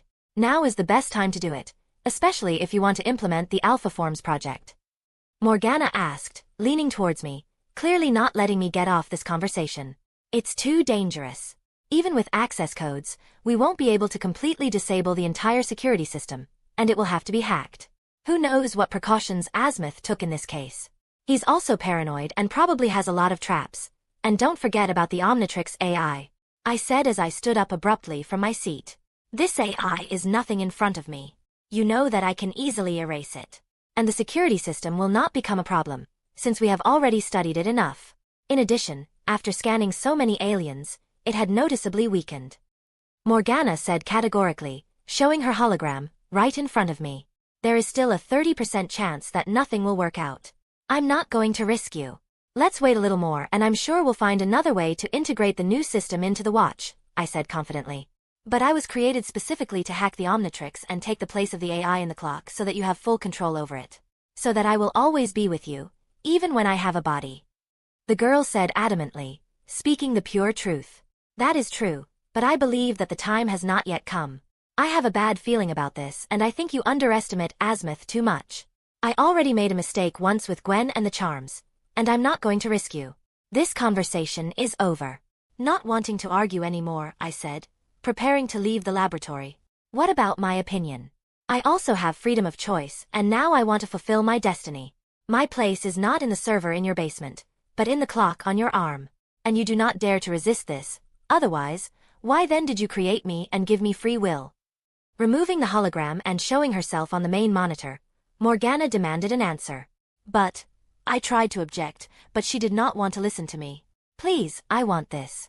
Moreover, and 70% chance, with the power of your tattoo, is already a lot. Everything will be fine, just trust me and I will complete my task. Morgana asked. I kept silent, knowing perfectly well that she was right. But I did not want to agree with this and take such a pointless risk. Looking at the screen again, I saw the look of the AI I created, and I realized that she would not listen to me and, in any case, she would try to hack the Omnitrix, even without my help. It looks like she got my stubbornness. Okay, let's do it. It's better, I'll control everything myself, so at least I'll be calmer. I said with a sigh, completely surrendering. Well, fine. Do it. Morgana said as she disconnected from that computer. With another sigh, I turned into the Two Tails and moved to the basement of Max's house, where the server was waiting for me, which contained the original code of Morgana, which I have to upload into the Omnitrix. Having created a clone that turned into an upgrade, I began to observe the process. The clone itself soaked into the server and, after upgrading it, created a wire that connected to my alien clock without any problems, starting Morgana's transmission. See you soon. Morgana's voice was heard, for the last time from this particular server. I hope so, I said with concern as I activated the power of the lucky tattoo. More, nothing depends on me. Chapter 157, 156. Beginning of the new journey. Gwen POV. Mia Awa. Came a loud feline cry that instantly woke up the entire bus. What is it, Nebula? I asked with concern, looking at the blue tigress, who suddenly began to meow, which is not typical for her. At least not in the middle of the night. Meow. Nebula meowed again as she jumped down from her seat and tried to open the front door of the RV. She seems to want to go outside, Ashley said, rubbing her eyes sleepily. Then let her out, Kai said, clearly annoyed at being woken up and not allowed to rest after her grueling workouts with Lex. Okay, I'll do it now, I said as I got out of bed and put on my slippers. Approaching Nebula, who was worried about something, I gently stroked her head and opened the door, through which the tigress instantly jumped out and began to look around, continuing to meow loudly and run along the beach. It looks like something is bothering her, said Grandfather, who came up, looking at the strange behavior of our pet. Maybe something happened to Lex? Yet she is his familiar and must feel things like that, I suggested, noticing that Lex's bed was empty and he was nowhere to be found. Quite possibly. I need to call him urgently.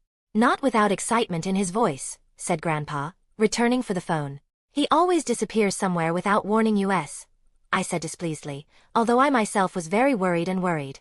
What is she doing? Pointing to Nebula, Ashley asked as she approached, distracting me from my anxious thoughts. I don't know, I said honestly, looking at the suddenly frozen tigress, who raised her head and stared at the sky. Also raising my head, I saw only the night and cloudless sky, on which there were countless stars. It was a beautiful sight, but I couldn't find anything to draw Nebula's attention. At least, it was until I noticed how one of the stars, for some reason, began to glow brighter, and then increase in size, as if approaching us. Grandpa!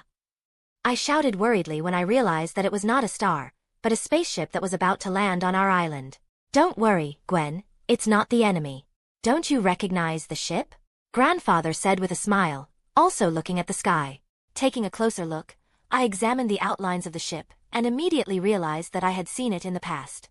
It was a gray alien ship with a cockpit at the front, to which were attached what appeared to be folded robotic legs, with 2 jet engines at the back. It was the Resolute, the ship of Tetrax Shard, our ally in the fight against Vilgax. And whose ship is this? Ashley asked curiously, who joined us after the bounty hunter story. Now you know, Grandpa said with a smirk as he got off the bus and walked towards the place where the ship was supposed to land. Looks like I won't be able to sleep tonight. Kai finally got up wearily, casting angry glances at the ship, preventing her from falling asleep again. Ashley and I just smiled at her words, and went after Grandpa. Soon, the ship successfully landed on its feet, and a figure dressed in a fully enclosed spacesuit descended down the ladder. Tetrax, good to see you again, Grandpa said amiably, approaching the alien and shaking his hand. Ah, now it's clear, Ashley said, nodding her head, realizing who our guest was and now examining him with curiosity. Master Tennyson, the alien said respectfully, removing his mask and revealing his crystalline face. I see you finally got there, Grandpa said with a smile as Ashley quietly explained to Kai who Tetrax was. I've been as fast as I could since Lex called me. I was on the other side of the universe and the journey took longer than I thought, said Petrosapien with impatience in his eyes. Yes, I can understand your feelings, Grandpa said sympathetically. So where is Lex? We'll be better if we leave now, Tetrax said impatiently, looking at all of us. Well, that's the thing, you know, said Grandpa awkwardly, who didn't seem to be able to get through to Lex. Tetrax clearly understood that something was wrong and was about to ask a question, but he was interrupted by a loud bang from the sky. We all looked up and saw a blue figure flying very fast in our direction. The loud sound was caused by the fact that Lex, and it was he, in his armor created by magic, broke through the sound barrier, as he flew above the speed of sound. Only, it is not clear why he used the power of Anodite, and not his aliens, to return. Soon, Lex flew to the island and landed heavily on the beach, immediately dispelling the armor. I was about to ask where he went in the middle of the night without warning us and making us worry. But I stopped, as soon as I saw his face. Something was wrong. Physically he was fine, but the same could not be said for his emotional state. Lex was angry, very angry. Lex, what happened? I asked worriedly, seeing the boy's cold face and eyes burning with rage, sometimes literally, when they flashed with magic. Nothing. Lex obviously lied as he approached us. Lex is very difficult to piss off and is usually superbly in control no matter what the situation, unless it involves romantic relationships. But right now he's beside himself with rage and can hardly control himself, and that's only because he doesn't want it to make us worry. Something really terrible must have happened if he was like this now. I've never seen him like this. Looking at the others, I saw that they, too, had noticed Lex's condition and were now looking at him, unsure of how to react.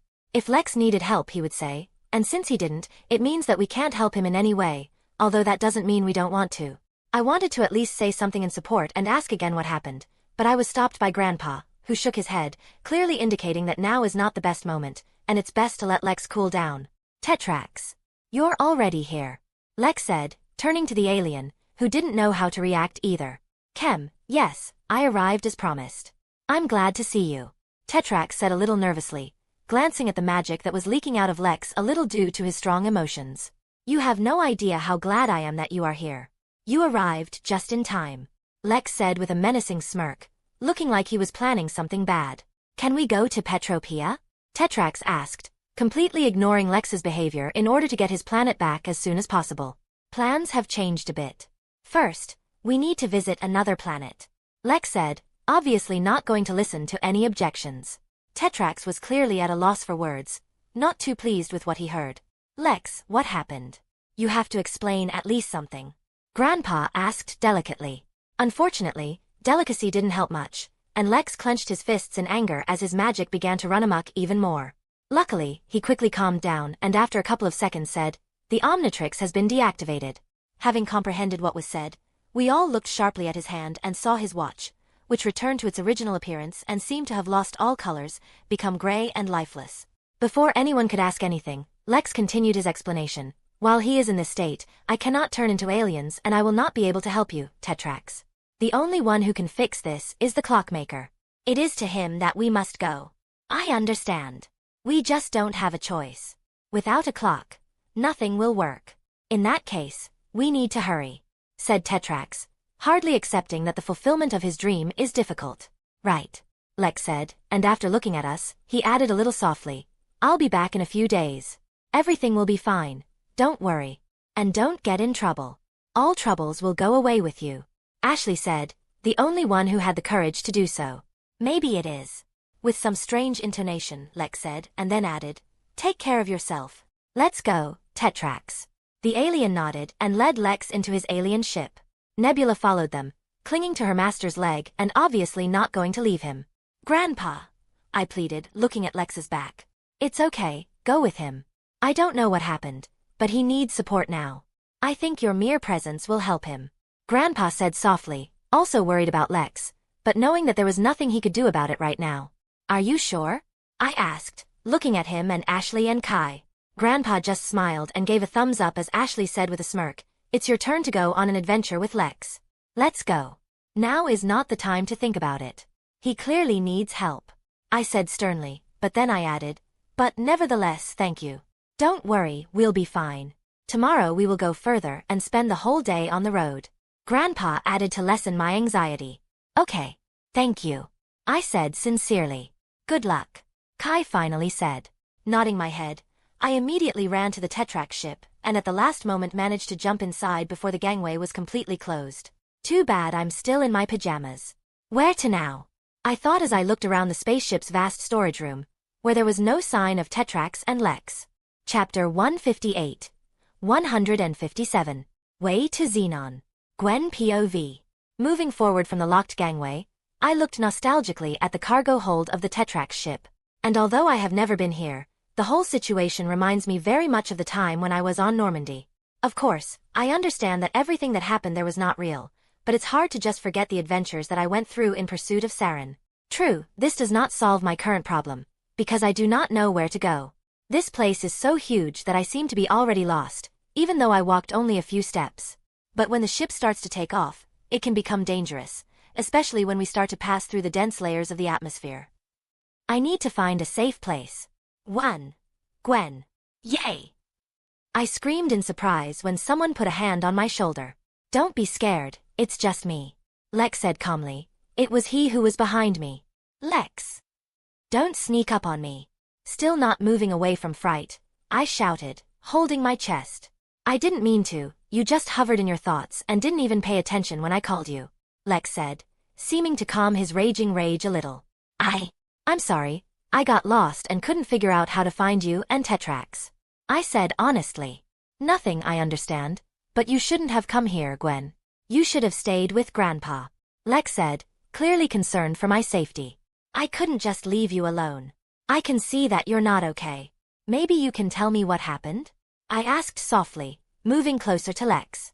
I don't want to discuss it. I screwed up again, and now I just want to fix the mistake. Lex said with a pained expression, glancing at Omnitrix.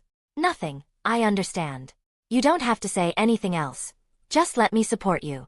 I said softly, taking the guy's hand. Okay. Still, I can't convince you, Lex said with a sigh, squeezing my hand. Stubbornness is our family trait, that's right. I said with a smile, feeling the warmth of Lex's hands. I really missed this. Okay, let's go, Tetrax, probably already tired of waiting. It's time for us to go. Lex said, shaking his head, and led me deeper into the compartment, never letting go of my hand. Wow, I said, impressed, as we approached the platform, which turned out to be an elevator and lifted us up. Yes, Tetrax has a very impressive ship. Although, for my taste, too much free space, which is simply wasted. Lex said as the elevator took us through various technical sections of the ship. Well, I think it all looks cool. At least cooler than Merlin was. I said with a smirk, more to distract Lex. You know, this is sad to hear. Although Merlin was not with me for long and I received it from the sect ants, I nevertheless used to him. It will forever remain in my memory, like my first spaceship. Lex said, finally showing a small smile. It worked, I thought to myself, glad that I managed to cheer up Lex a little. I don't know what happened to him, but I won't let him sink into self-flagellation and anger. Not on my shift. And here is the captain's bridge. Lex said, pointing to the oval room, illuminated by a large number of holographic screens. Gwen. Looks like Lex was right when he said you were the one who infiltrated the ship. Tetrax, who was waiting for us, said with a smile. Did you know I would do it? I asked, glancing at my cousin. Of course, it was very predictable. Lex said with a smirk as he approached Tetrax. Asshole. I thought involuntarily, somehow happy that he knew me so well. Lex, Gwen, this is my pilot Gluto, said Tetrax, pointing to a three-eyed pink slug sitting in an exoskeleton, which replaced his legs and arms. Nice to meet you, Gluto, I said politely, finding this quirky alien quite endearing. Is he a Protoss? Lex asked curiously as he watched Gluto manipulate his tentacles on the ship's side panel. Yes, although I don't know much about him or his race. I met him on one of the missions when I dealt with the colony of slavers. There I freed Gluto, and since then, he has been in charge of piloting my ship. Tetrax said with a smile. Protoss? Does he have anything to do with that green jelly alien of yours? I inquired. Gluplerple. Gluto gurgled something. No, the Protoss are not related in any way to the polymorphs, the goop race. They just have similar body composition and abilities, although there are plenty of differences. Protoss hail from the humid moon of Myceto, from which, by the way, the Mycetian swamp hopper originate, which Grandpa recently fed us. Polymorphs live on a volcanic planet with heavy gravity. As you can see, both races have polar opposite habitats, and from what I've read, both races don't like to be compared. It is even considered an insult. Isn't that right, Gluto? Lex explained in detail, after turning to the pilot. Grulp. Gluto gurgled affirmatively, shaking his jelly body. Oh, that's how. I'm sorry if I offended you, Gluto. I didn't mean to. I said sincerely. It's okay. Gluto's exoskeleton sounded out a mechanical, static voice. Gluto, can you talk? Tetrax asked in shock, apparently unaware of this possibility of his pilot. It looks like he can do this through the universal translator installed in the exoskeleton, but apparently it is malfunctioning and works with interference, so it is difficult for Gluto to speak and therefore he does not often do this. Lex said, carefully examining Gluto's body. Can you fix this? I asked, pitying the poor alien. No problem. I'll take care of that when we're done. Do you mind, Gluto? Lex asked. Gulp. Gluto gurgled once more, clearly agreeing. That's good, but it's time for us to leave, otherwise we are already delayed. Everyone take your seats.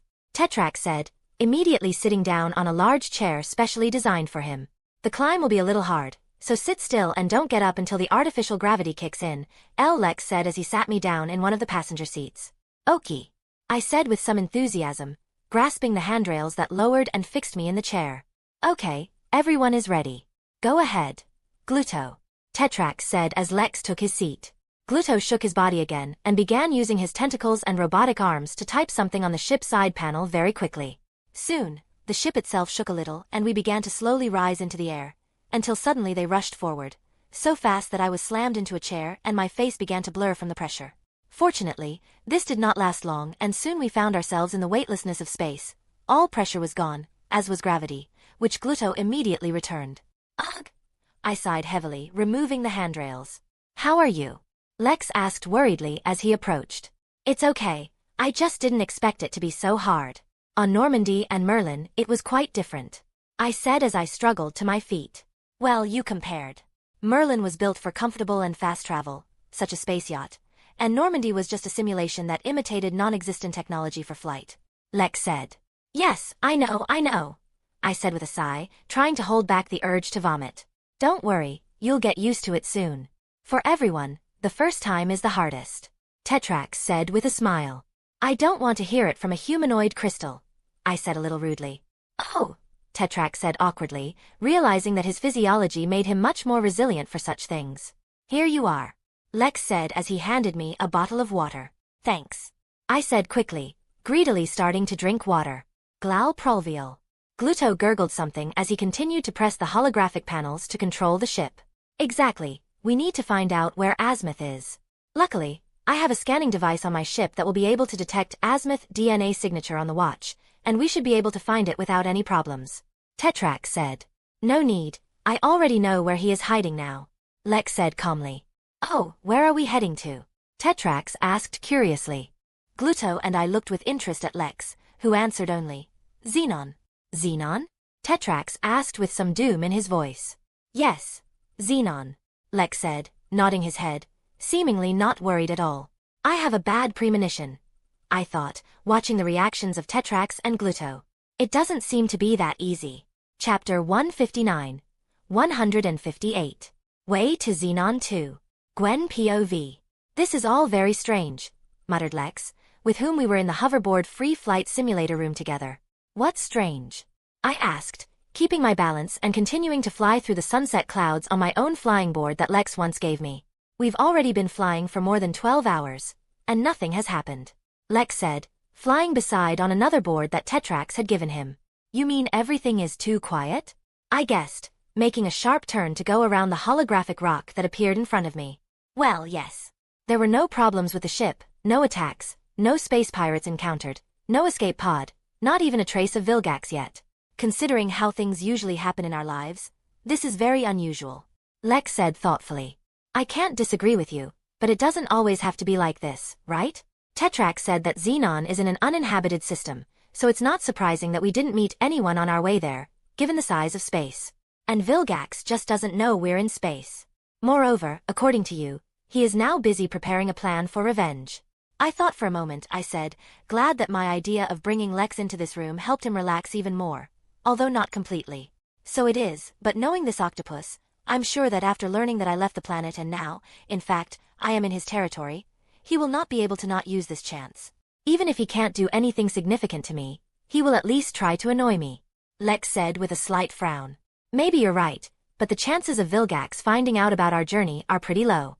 I said, trying to calm Lex and isolate him from negative thoughts, also about this. I wouldn't be so sure about that. Vilgax has a lot of spies and people loyal to him all over the universe. Besides, there is a chance that he is following Tetrax, because he caused him a lot of problems, especially after I informed him about the imminent return of his race. Lex said, sure he was right. That's right, Tetrax told me about it. I muttered, remembering what the alien had said after we left Earth. 'Cause, why it took so long for Tetrax to fly to Earth, although with his ship he was able to do it much faster. also in the fact that Tetrax helped many of Vilgax's victims on the colonies and disrupted many of his plans. In general, he harmed wherever he could and helped everyone who could do the same. As Tetrax himself said, to a lesser extent, it was a small way to take revenge on Vilgax for all his atrocities, but more a way to distract him from the loss of the Petropia backup crystal, which was stolen by one of Tetrax's spies on Vilgaxia. The crystal is needed to return all the inhabitants of Petropia and restore the planet itself.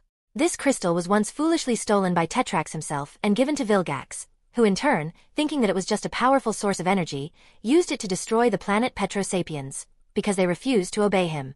A terrible and senseless act, which once again proves the vile essence of Vilgax.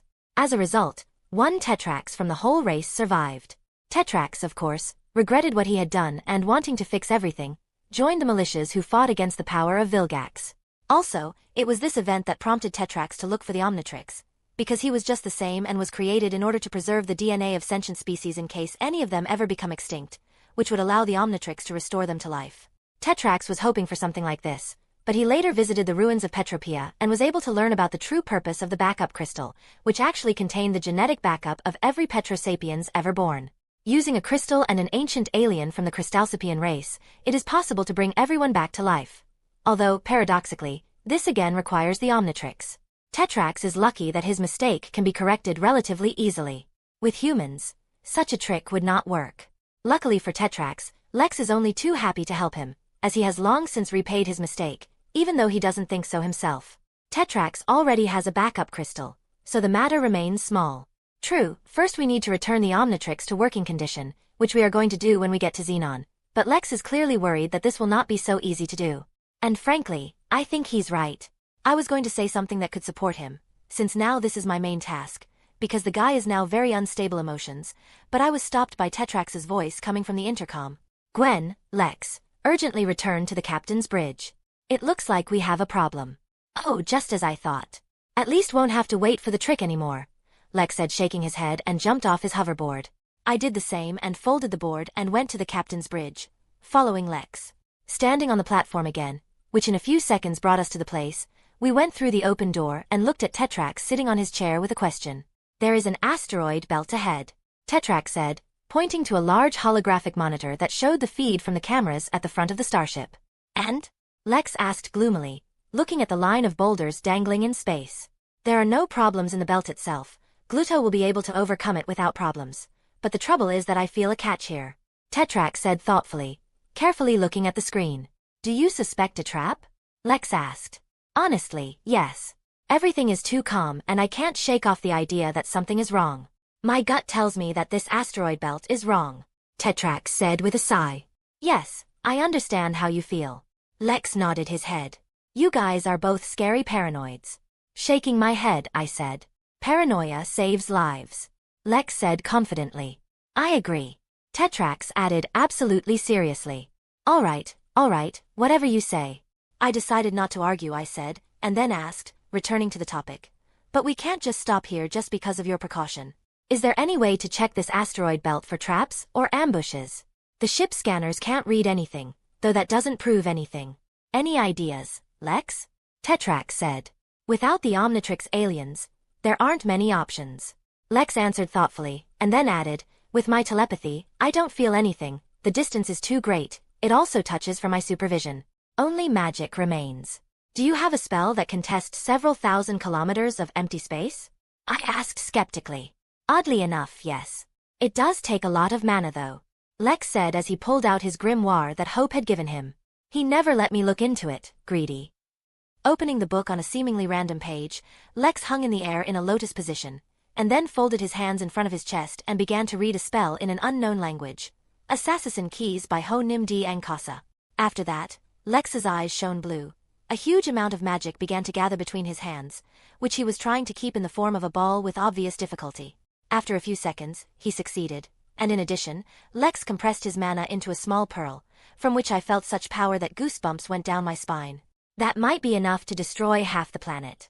Close your eyes, Lex shouted, and with a clap of hands, he destroyed the pearl. I followed Lex's orders and didn't see what happened next, but I felt a wave of energy that instantly pierced us all and headed further into outer space, exploring the vast territory around us. Huff, huff, huff, you can open your eyes, Lex said with difficulty, breathing heavily, lying on the floor. Are you all right? I asked worriedly, sitting next to the guy. Huff. Yes. Just tired. The spell required a lot of energy. I even had to use the emergency supply from the tattoo. Lex said, gradually regaining his breath. It was reckless. Do not do this anymore. I said worriedly, wiping the sweat off Lex's face. I can't promise, Lex said with a smirk. Even though it pisses me off, it's better than what he was like in the morning. What could you find out? Asked the rapidly blinking Tetrax, who closed his eyes late and was blinded by a bright flash. We were right, there is a trap. The entire belt is mined so much that we would simply be wiped off the face of the universe in a second. A little accepted, said Lex. Whose handiwork is this? Tetrax asked seriously. 6-6. With his family. I was able to locate them on a camouflaged ship, several thousand kilometers away, behind the satellite of the nearest planet. Greedily swallowing water, said Lex. 6-6? But shouldn't he be in jail after that, the Galactic Enforcers thing? I asked, remembering the alien mercenary. That's what I thought too, but it looks like he's out now. Lex said as he stood up. Actually, he was never put in jail that time.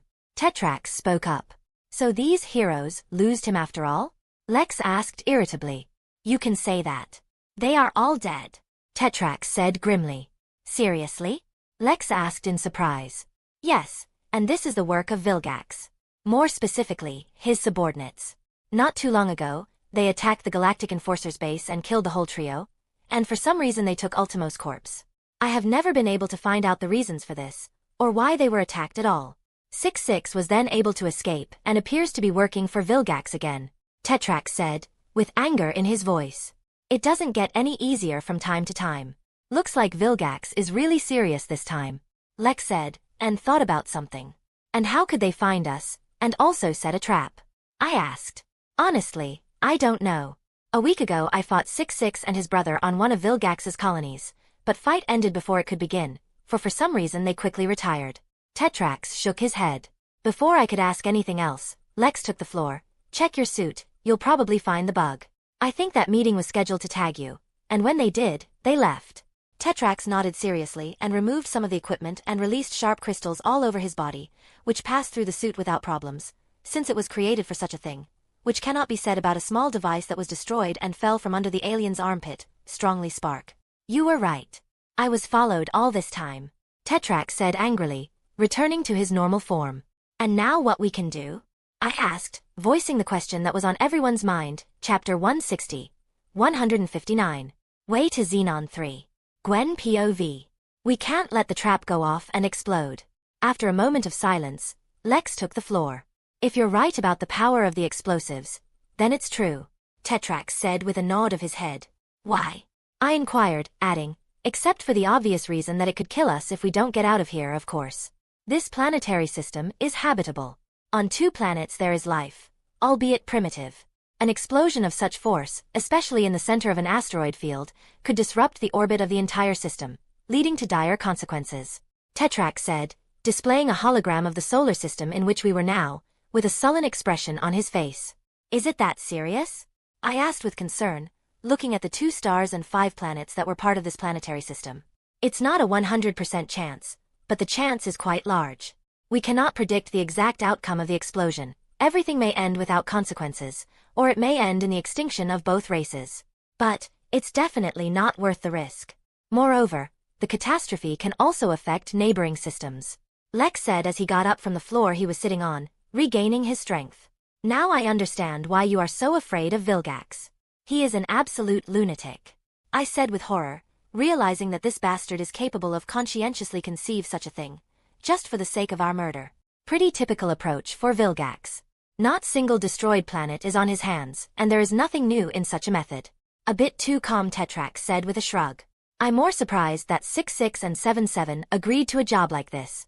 Of course, they are still greedy bastards, ready to do anything for the sake of money, but even they did not fall so low as to agree to such a thing. Lex said thoughtfully, carefully looking at the hologram, obviously already thinking about a plan of action. I like it when he turns on the commander.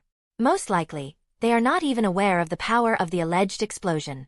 They would obviously not agree if they knew the whole truth, because most likely, with the explosion, they would have sunk into oblivion, along with us. Tetrax suggested.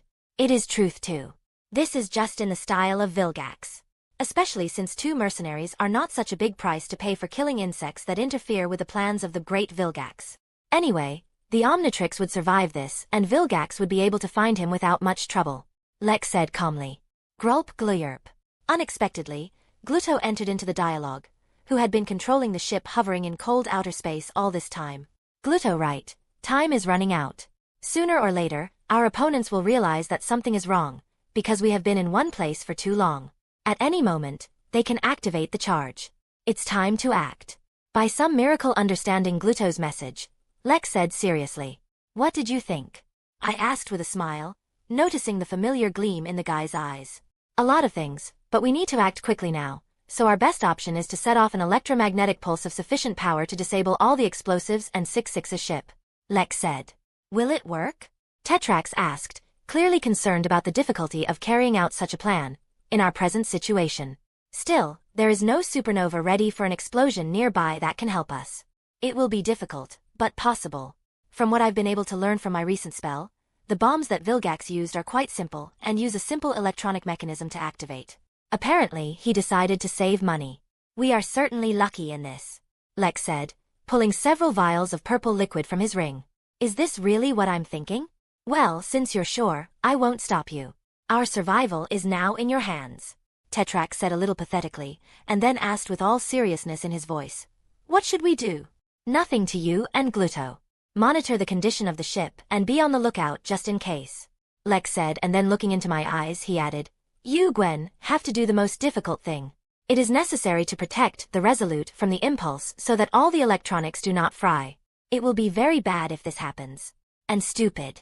Don't worry, I can handle it, I said confidently, happy that Lex had entrusted such a serious task to me.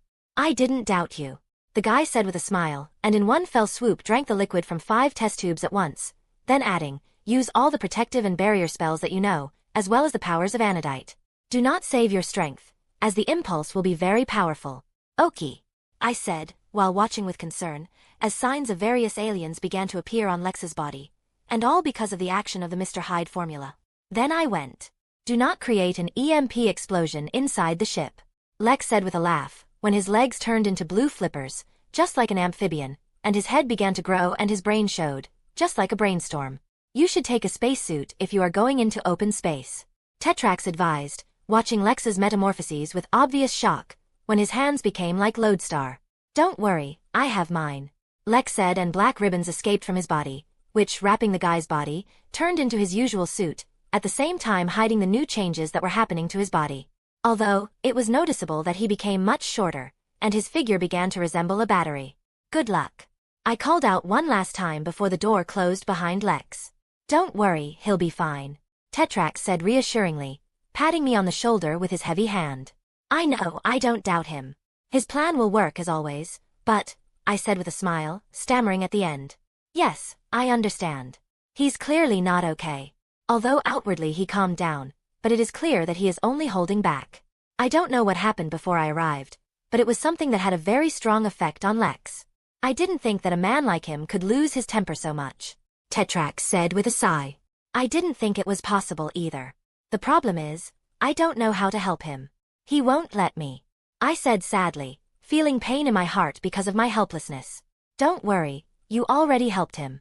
Compared to the state he was in just a couple of hours ago, you can see a huge improvement. Don't rush, support him and everything will work out. He will open up to you, I'm sure. This experience will only make your relationship stronger, Tetrax said with a smile. Blushing a little at the realization that Tetrax knew about my relationship with Lex, I sighed and, having considered the whole conversation and all the events of today, I relaxed a little and said, thank you. Rarely do get the opportunity to talk about these things with someone who isn't involved. Please. It's not difficult for me, Tetrax said with a smile, slapping my back, and turning off the hologram, went to his captain's chair. Watching the lonely back of the stranger, I still could not restrain my curiosity and asked, Tetrax, do you have a beloved woman?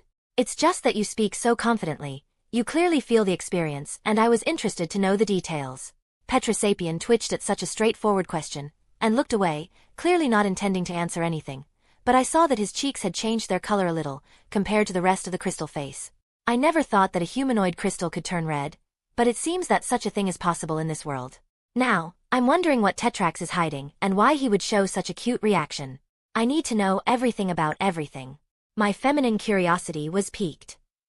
But before I could get to the bottom of the alien, in my head, and apparently in the minds of Tetrax and Gluto, considering how they jerked sharply, Lex's voice sounded. I'm on the spot. Gwen, you can put up a defense. For some reason, nodding my head, I took out of my purse one of the books given to Hope, just for the specialty needed in this situation, and began to cast one spell after another, erecting various kinds of magical protection around the entire spaceship. There were over 30 barriers with different effects that, in synergy, created an incredible defense that, in my opinion, is able to protect against almost anything. Least, the electromagnetic pulse will definitely not be able to penetrate to us. After erecting the last spherical barrier, I used all my remaining magical powers to create a final barrier that enveloped the entire ship and all the defenses I had set up.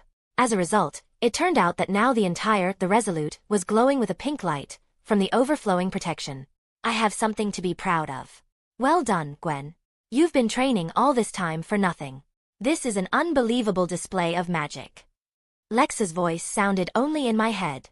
Involuntarily puffing up my chest with praise and pride for the work done, I looked at Tetrax, who only watched my work with surprise, and said, everything is ready.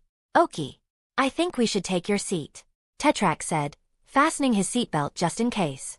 Sitting in a chair, I did the same and looked impatiently at the holographic screen, waiting for the show to begin. And Lex did not take long to wait. All soon a huge blue flash of light appeared on the screen, which quickly began to increase exponentially, gradually approaching our ship. I grabbed the armrests tightly, and for good reason, because soon our ship began to shake under the influence of electromagnetic impulse waves, the strength of which was clearly not going to decrease. Luckily it didn't last long and soon the shaking stopped and so did the light show. I think that's all, Tetrax said with relief after turning to Gluto. How is the condition of the ship? GRRLPP. Gluto gurgled, making a sort of thumbs-up gesture with his tentacle. Okay, then open the front panels. I want to see the result. Tetrax ordered, getting up from your seat. Gluto complied, and turning off the holographic screen, he opened the panels that protected the ship's windshield. Also, getting up from my seat, I went up to Tetrax and stood next to him and began to observe the cosmos, which, unlike the usual, was not dark, but shone under the influence of the remnants of the impulse. Unbelievable. I involuntarily muttered as I watched this beauty, only vaguely imagining the power it took to do such a thing. Seems like I still underestimate Lex's abilities, even now that he can't use the Omnitrix. Chapter 161. 160. Way to Xenon 4. Gwen POV. It's really impressive. Tetrax said softly as he stood next to me, and watched as all the effects of the electromagnetic pulse slowly faded away. Yes, Lex knows how to surprise. I said proudly. That's putting it mildly. If he doesn't even need the Omnitrix for something like this, then Lex is exactly the one who deserves to have it, and I am convinced of this once again. Tetrax said seriously, signaling Gluto to close the front panels of the spaceship. Lex will be glad to know that you think so highly of him. You know, he doesn't really have any male friends other than Grandpa and maybe Zach. I think he really lacks people he can talk to honestly, and it would be nice if you get along. I said, looking at the noble Petrosapien. I would be honored to be the friend of such a great man. Moreover, I am indebted to him for helping my homeland. Tetrax said, apparently not quite understanding what I mean, but okay. At the very least, Lex will have another close person whom he can trust. At a minimum, it will make him happier, which was my original goal. Who else but I should take care of this, if Lex himself almost does not pay attention to such things, although, like everyone else, he needs this. True, he will never admit it, but that's what guys are. Glurp. Gluto gurgled something again, pulling me out of my thoughts. Lex is already aboard the ship. I think we can fly further. Gluto, full speed ahead. Tetrax said. The pilot followed his captain's orders and the ship's engine started up again, pushing us forward into the vast expanses of space, gradually moving to superluminal speed. How do you understand what Gluto says? I asked softly, feeling awkward as I seemed to be the only one who doesn't understand him. Honestly, I don't understand what exactly he is saying, but over time I learned to understand what it was about, at least approximately. Tetrax also answered quietly, crouching a little. Seriously? I asked skeptically. That's how we live. Given Gluto's superior piloting skills, this isn't such a problem, but it's hard to have a heart-to-heart talk with him, that's for sure. Tetrax said with a shrug, while making a loud crystal sound. I said involuntarily, watching this strange alien duo, who seemed to be happy with the situation. I hope Lex fixes Gluto's exoskeleton so I can understand it too. He's quite interesting, and I'm curious what he can tell. Here I am, Lex said as he walked through the automatically opened door. Are you okay? I asked with concern, noticing that the guy looked rather tired. I'm exhausted, but nothing critical that a good rest can't fix. The guy said wearily, while throwing 3 aliens in armor to the floor, whom he had previously dragged with telekinesis. Did you take them? Tetrax asked, pointing to 6-6, and as I understand it, his brother and sister. The impulse knocked out all electronics, including their ship and armor, which means they were left without life support systems. Don't leave them to die in space. Even they did not deserve such a death, Lex said with a shrug, sitting wearily in a chair. It is truth too. It will be necessary to hand them over to the plumbers later. Think, they won't get away with a simple prison for this one, and they'll be locked up in null void. Tetrax said and took out a familiar cube that expanded and engulfed the aliens, locking them in a makeshift prison cell. So, what is next? I asked. We continue our way to Xenon. We still have about 5 hours to fly. But, it is worth being on the alert. The fact that we have neutralized this trap does not mean that there will not be another on the way. Although the probability of this is less, because we found Vilgax's bug, but we should not lower our vigilance. Tetrax said. Yes, as we have already found out, do not underestimate this octopus. He may not be able to determine our path now, but I wouldn't be surprised if he already knows our destination and is preparing a new way to annoy us. Lex said with a sigh. That's right, we should be ready for a new battle, said Tetrax, nodding his head, and then he added, I think you should rest while there is time. You can take any free cabin. They are not very comfortable, but they are good for sleeping. Tetrax is right, Lex. You should sleep, I said quickly, thwarting any attempt Lex made to protest. Hey, I think you're right. Let's go, Gwen. You should restore the spent forces too, Lex said as he struggled to his feet. If something happens, I will let you know, Tetrax said with a wave of his hand as Lex and I left the captain's bridge. Are you sure you're okay? I asked with concern, supporting the guy who was struggling to move his legs. Don't worry, I'm just exhausted. First I had to spend all the magical powers, and then the physical ones. Plus, I'm still moving away from accepting the hide formula. I haven't felt so weak in a long time. The Omnitrix spoiled me, Lex said with a smile, leaning on my shoulder. Well, if you say so, I said hesitantly, finally deciding to clarify. Is it okay that you took 5 bottles of the hide formula at once? Honestly, if someone else did it, it would be really dangerous. But my body can handle it without any risk. If it wasn't, I wouldn't be doing this, said Lex, just as we approached an empty cabin, which, fortunately, was not made for Petrosapiens, and there was a soft bed. Still, you shouldn't have done it. There were other ways to solve the problem, I said reproachfully, sitting the guy on the bed. Yes, I know. I could have just sneaked into 6-6's ship and defused all the explosives from there, but I didn't want to, Lex said with a sigh as he lay down on the bed. And why then all this? I asked, although I already knew the answer. This is my way to release all the accumulated stress and anger. It always helps me clear my head and rethink my problems. Closing his eyes, said my cousin. Did it help this time too? I quietly asked, taking the boy's hand. Not really. At least I can sleep well, Lex said wearily, pulling a blanket and pillow out of the ring. So you're not ready to tell everything yet? Just in case, I asked. Nope. The lad replied instantly. Just as I thought. Well, if you decide so, I will not bother you, I said, about to leave the room, but I was stopped by Lex, who grabbed my pant leg. Will you lie down with me for a bit? Lex asked quietly. Of course, I said eagerly, jumping into bed and covering myself with a blanket. Clinging to the guy, I began to watch him slowly fall asleep, breathing measuredly. Soon, the heat also killed me, and I didn't have time to notice how I myself fell asleep. 5 hours later. It's dark in here. I said the obvious thing when we all gathered again in the captain's cabin and looked at the place where Xenon should be, but all we saw was only solid darkness. Gluto, are you sure we're in the right place? Tetrax asked doubtfully. Grulprul. Gluto gurgled, clearly offended that his skills were being questioned. This is the Hugo Path quadrant. We're right there, Lex said confidently. Where is the planet then? I asked. Right in front of us. Azmuth has installed a device in this square that completely absorbs any light, making it difficult for anyone who comes uninvited to find Xenon, Lex said. Then that explains all those missing starships and the terrible rumor that goes around this quadrant. No wonder no one made it out of here alive, Tetrax said, rubbing his forehead. And why would Azmuth do that? I asked, not seeing the logic. So that no one bothers him. On Xenon, he hides from the lawlessness of the rest of the universe in order to be able to calmly continue his work. In general, as you understand, he does not expect guests, Lex said. And how do we get to the planet without crashing? I asked. This is the main problem. The Omnitrix has a homing beacon installed so that if it ever comes within range, the Omnitrix will guide the user through the dark oblivion to Xenon. But, as you understand, now there is no way to use this beacon, Lex said, pointing to their non-working hours. Have you already come up with a solution? Tetrax asked, already understanding Lex's train of thought. Of course, Lex said with a nod of his head after adding. But we will have to leave the ship. Are you kidding? Gulp? Tetrax and Gluto asked at the same time, clearly unhappy with Lex's idea.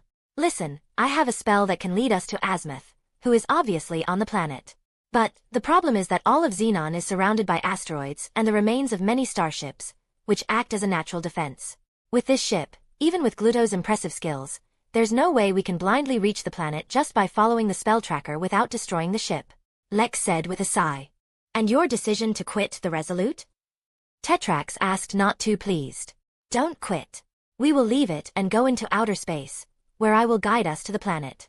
I'll put the ship itself in spatial storage. It'll be all right, don't worry, Lex assured the worried Petrosapien. Don't worry, Tetrax. Lex knows what he's doing. He has already proven it today. I supported the guy. Okay, I understand, Tetrax said with a wave of his hand, and having completely calmed down, he asked. What should we do? We put on spacesuits and go outside, Lex said with a smile as his body wrapped around his suit.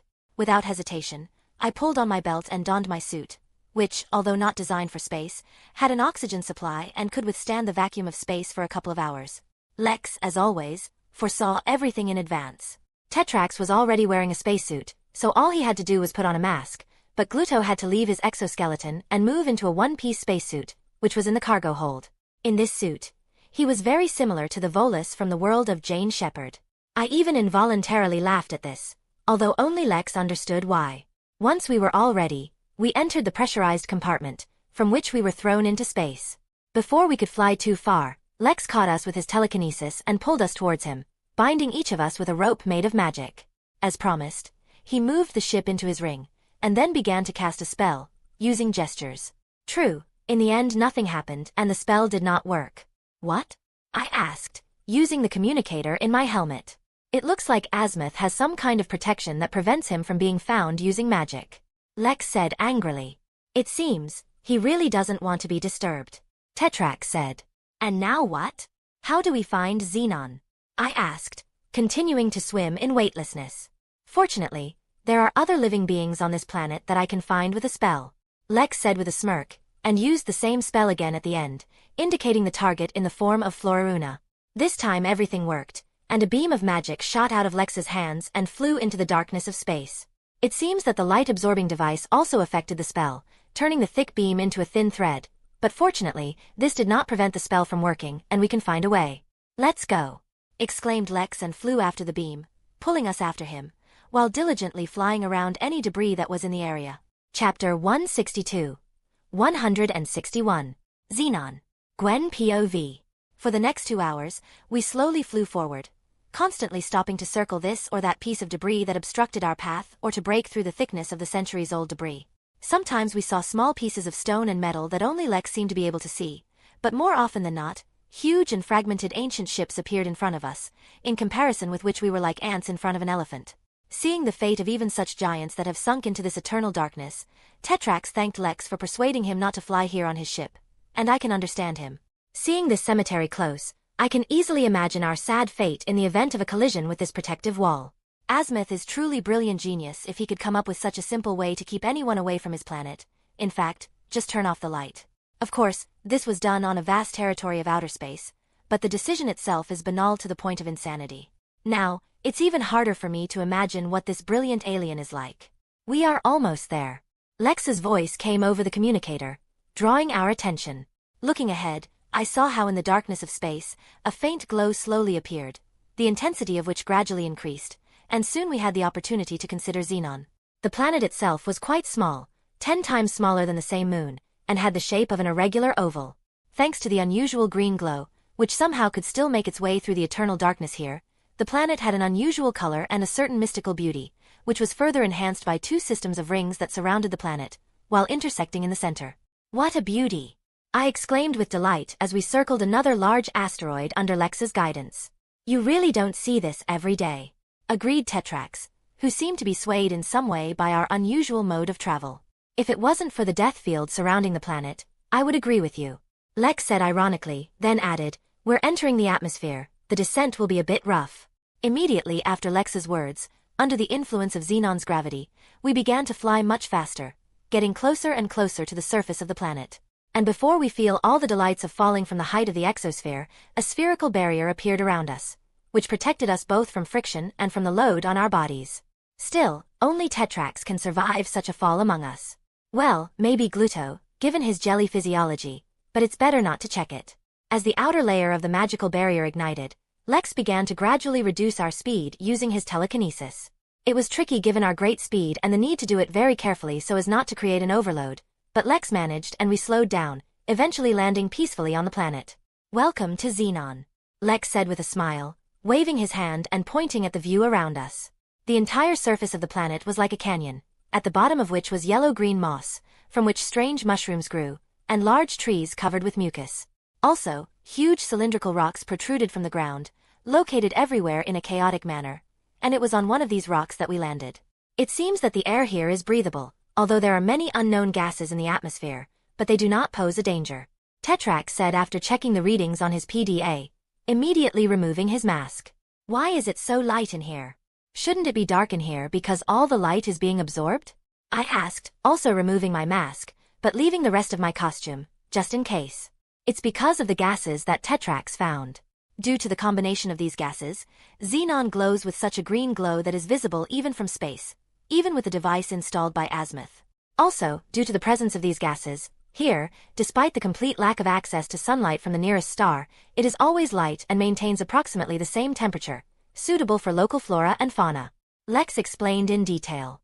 This is a very amazing place.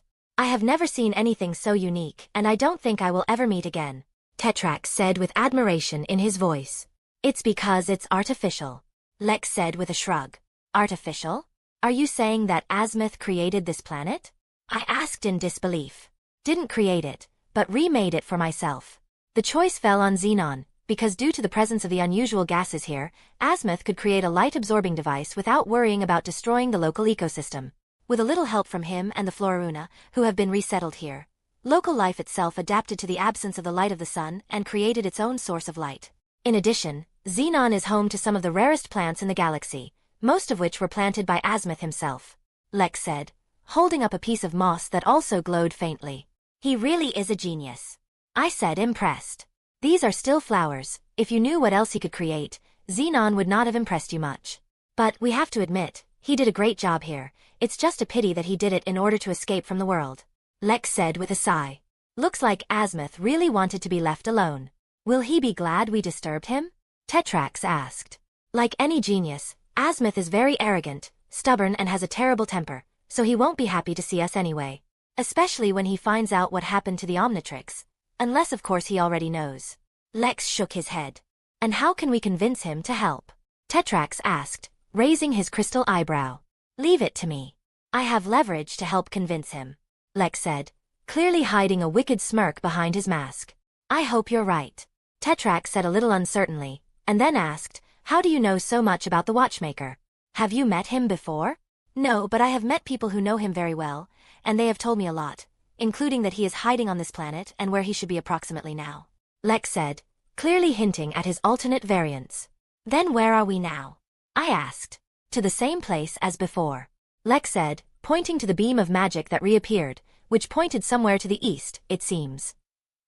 Floruna? I guessed, remembering how Lex had said the name of this race before. Yes, Azmuth must live above the nest of these aliens. He uses them as his guards, Lex said. Then we should hurry. Only this time, I'll fly under my own power, Tetrax said as he jumped on his hoverboard. It was obviously hard for him to have our free flight through space. The same can be said about Gluto, who was locked in his spacesuit, and from the moment we landed, he did not move. "Are you okay, Gluto?" I asked, touching the suit, which caused it to fall on its back. Before I had a chance to panic, the suit opened up and Gluto himself appeared, appearing to be a puddle of slime. "Don't worry, Gwen, he's all right.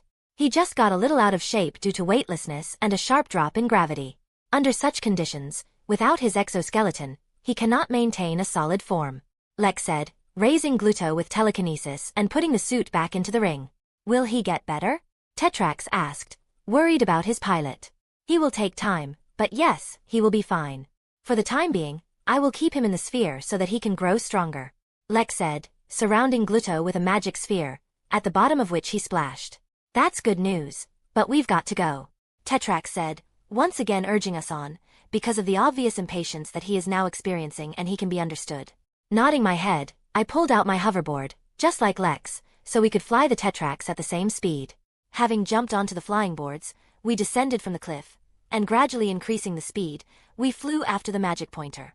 The flight went smoothly and no one bothered us, although we could see the locals, who were live mushrooms, just like those we met in the Opinacon camp. According to Lex, this was not surprising, because these creatures also come from the planet Flora's Verdance, and usually they live together with Floraruna. Since the mushrooms did not show aggression, apparently they were not under the control of mycelium, we did not touch them. We did not see anyone else, and after an hour of flight, the pointing beam led us to the foot of a cylindrical rock typical of this planet. The only thing that stood out was the moat surrounding the rock, as well as the natural stone bridge leading to the cave. "We are in place," Lex said as he jumped off the hoverboard. "So Azmuth lives here?" I asked as I folded the board. "Yes, but don't be fooled by the appearance. This is no ordinary rock. It's a death trap filled with aggressive plants, technology, and fluoruins to keep us out of Azmuth," Lex said seriously. "We'll have to go inside anyway." Shrugging my shoulders, I said, confident that we are not waiting. "Lex will be able to protect me."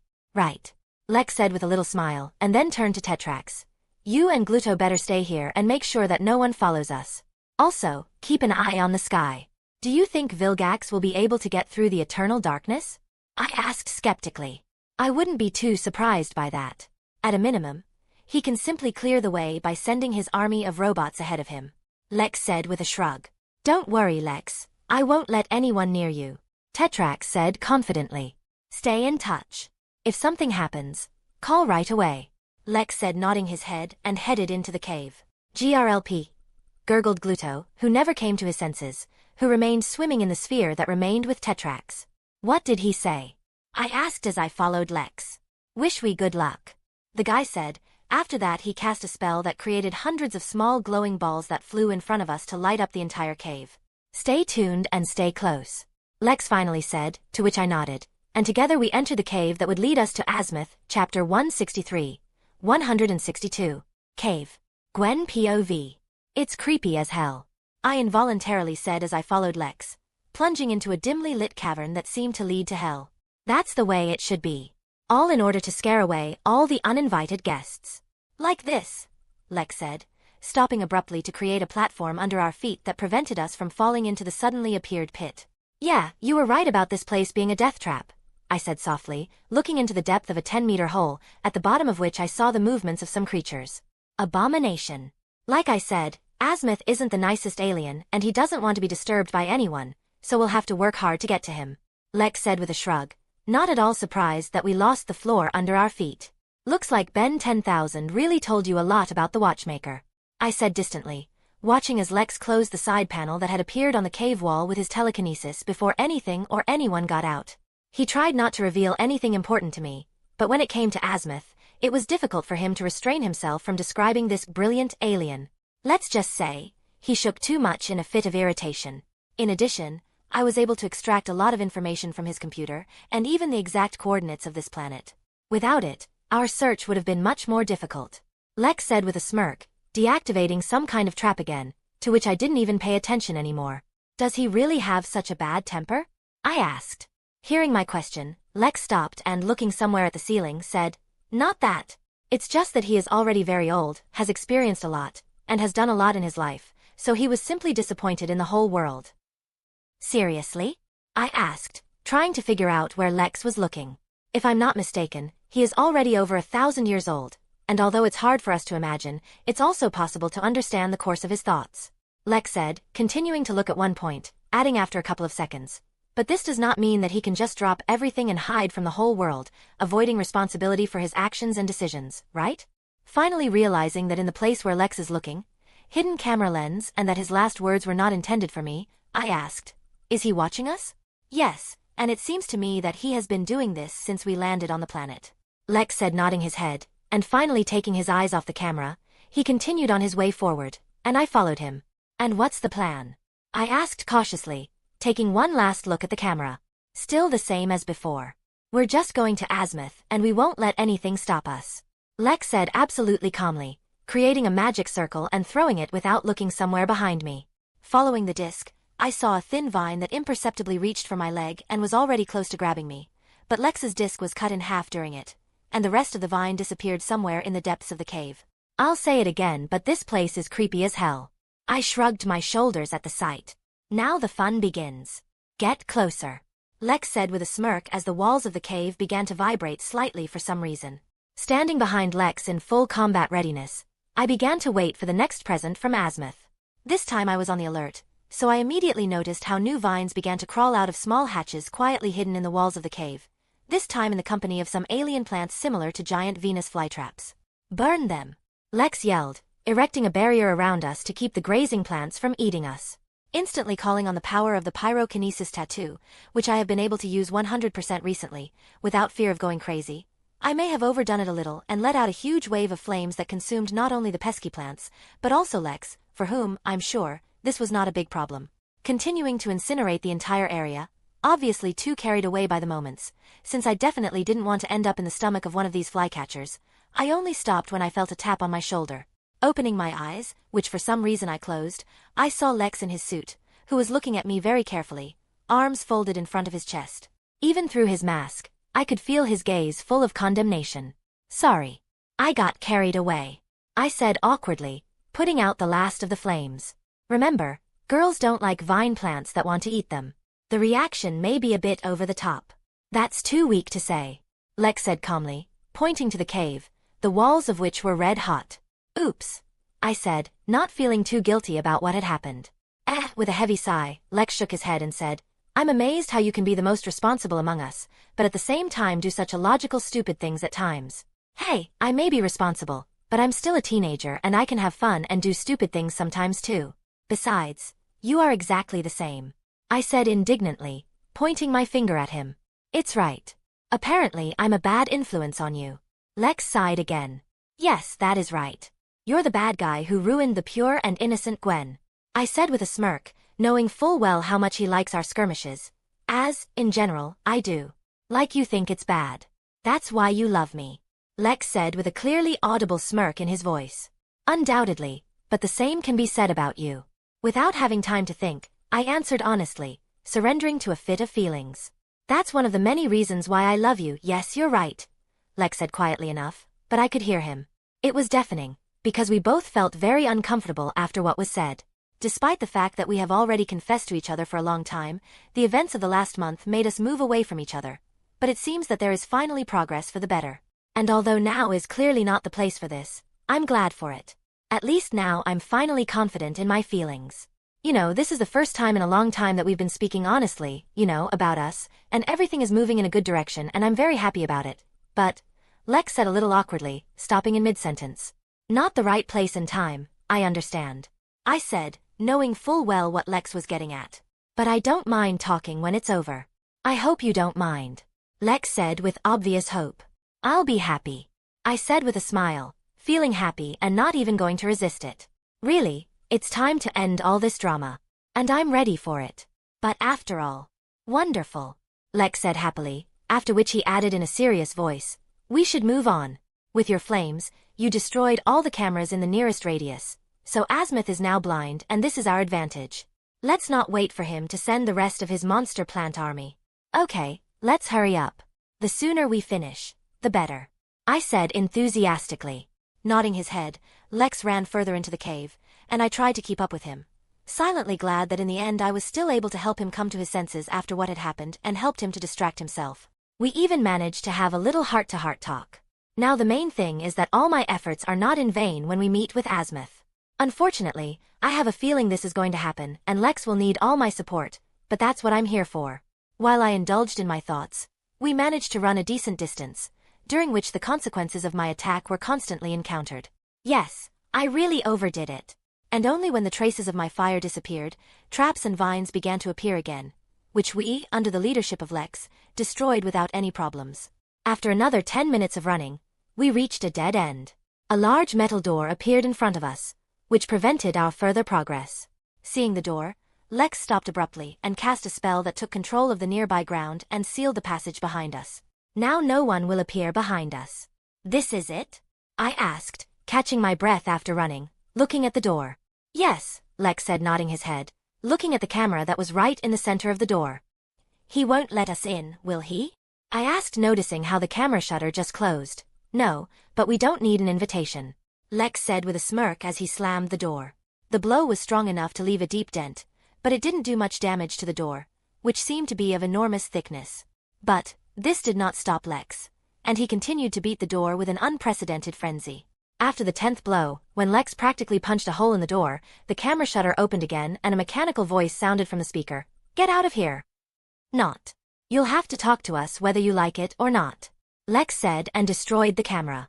When Lex was about to continue beating the door again, a noise was heard from above, and a half-meter thick metal plate jumped out of the ceiling, which covered the old door, in fact, making all of Lex's work meaningless. So that's it, yes? Lex asked loudly and, of course, having received no answer, he continued. Then don't be offended by my rudeness. After his words, Lex raised his right hand and began to gather magical power, swirling it into many whirlwinds, which he tried to contain in a round sphere. The sphere got bigger and bigger, as did the number of vortices that were inside it. And when Lex was satisfied with the result, he raised the sphere and pointed it at the door, shouted, "Knock, knock!" With its concentrated power, the sphere easily destroyed the protective plate and reached the door, from which there was also soon nothing left. When the sphere completed its task, Lex dispelled it and calmly passed through the massive hole, not paying attention to the raised dust, saying, "Well, hello, Azmuth. This definitely won't end well," I thought as I quickly followed Lex, to make sure he didn't make a fatal mistake. Chapter 164. 163. Azmuth. Gwen POV. The room in which Azmuth was hiding was small and filled with a lot of computers and other equipment, and was more like the lair of a typical genius scientist with a not-too-healthy psyche. Considering what we've seen before, I expected something like this, but I wonder where he even sleeps? Squeezing through the hole Lex made in the door, I caught up with him and, standing at his right hand, began to observe how further events would unfold. "Nice to meet you, Azmuth," Lex said with obvious irony in his voice, putting his suit away and dispersing the dust that was blocking his view. "Not for me." A displeased robotic voice was heard from the depths of the room, and after that the owner of this voice appeared, who was clearly very unhappy that we broke into his shelter. Azmuth himself appeared as a large and slightly disproportionate humanoid, with a stout body, small head, and large arms, wearing a dark green suit that covered his entire body, with a bright Omnitrix symbol in the center of his chest. To be honest, he looked quite intimidating and a little majestic, especially with the techno-staff he was holding in his right hand, but I imagined him a little different. This image does not fit with what I heard about him. But it seems that Lex was not surprised by the appearance of our interlocutor, and he said in a calm voice, "Like it or not, but this conversation should take place. And you can't get away from it." Instead of an answer, Azmuth raised his hand and fired a beam of energy from his staff, which was harmless as Lex simply deflected the attack with telekinesis. "Since you don't want to be good, we'll act badly. I think we should talk face to face," Lex said, obviously losing his patience, moving towards Azmuth, constantly repelling the latter's attacks. A little worried that Lex might go too far and harm the watchmaker, I cautiously watched his next actions, ready to stop him at any moment. To be honest, he was acting a bit villainous right now. Lex pulled the staff out of the alien's hands and, throwing it aside, fixed Azmuth's body with telekinesis, after which he began to disassemble his suit, which actually turned out to be an exoskeleton, inside of which the true body of the alien was hidden. "Gray matter?" I involuntarily exclaimed when I realized that Azmuth really looks like a small, no more than 10 centimeters tall, frog-like alien, similar to one of the very first Lex heroes, only much older. Galvan. A representative of one of the smartest races in the universe, Although even among his relatives, he stands out for his intellect. The smartest being in the 5 galaxies, isn't it? Lex said, looking into Azmuth's large eyes, with unusual rectangular pupils. Azmuth himself already seemed to have given up and abandoned his attempts at resistance, now just hanging in the air at the mercy of Lex, only showing a displeased expression on his face, not even bothering to answer. Now, his appearance makes a lot more sense. Although this does not make my disappointment less, especially compared to his previous image. At least, so he looks more like a genius scientist.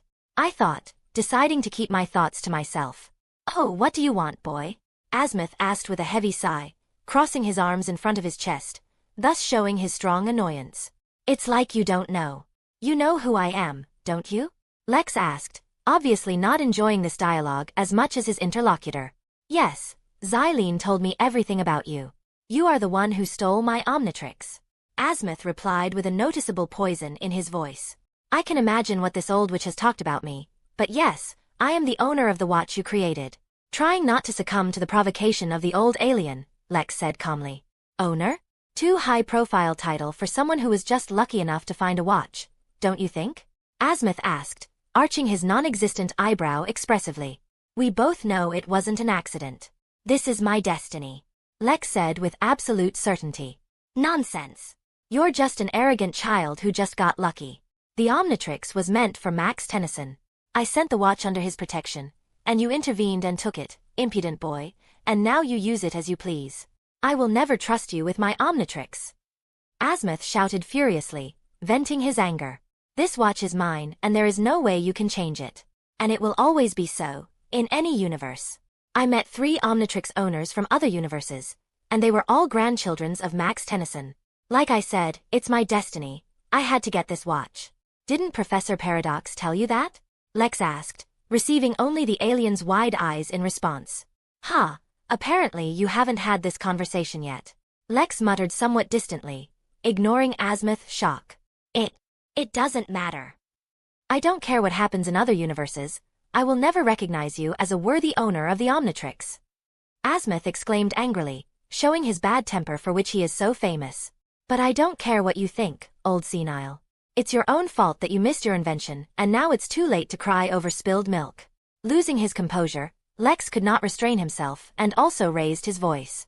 The Omnitrix was not designed to be used by some shameless fool who imagined himself to be who knows what and got into his systems. You don't deserve it, and you never will, shouted Azmuth, already completely enraged, pointing his finger at Lex. I don't want to hear it from who, right and left, creates weapons of mass destruction, which they then cannot keep track of. And even when trying to create something good, you manage to create a watch that can become the most terrible weapon in the universe.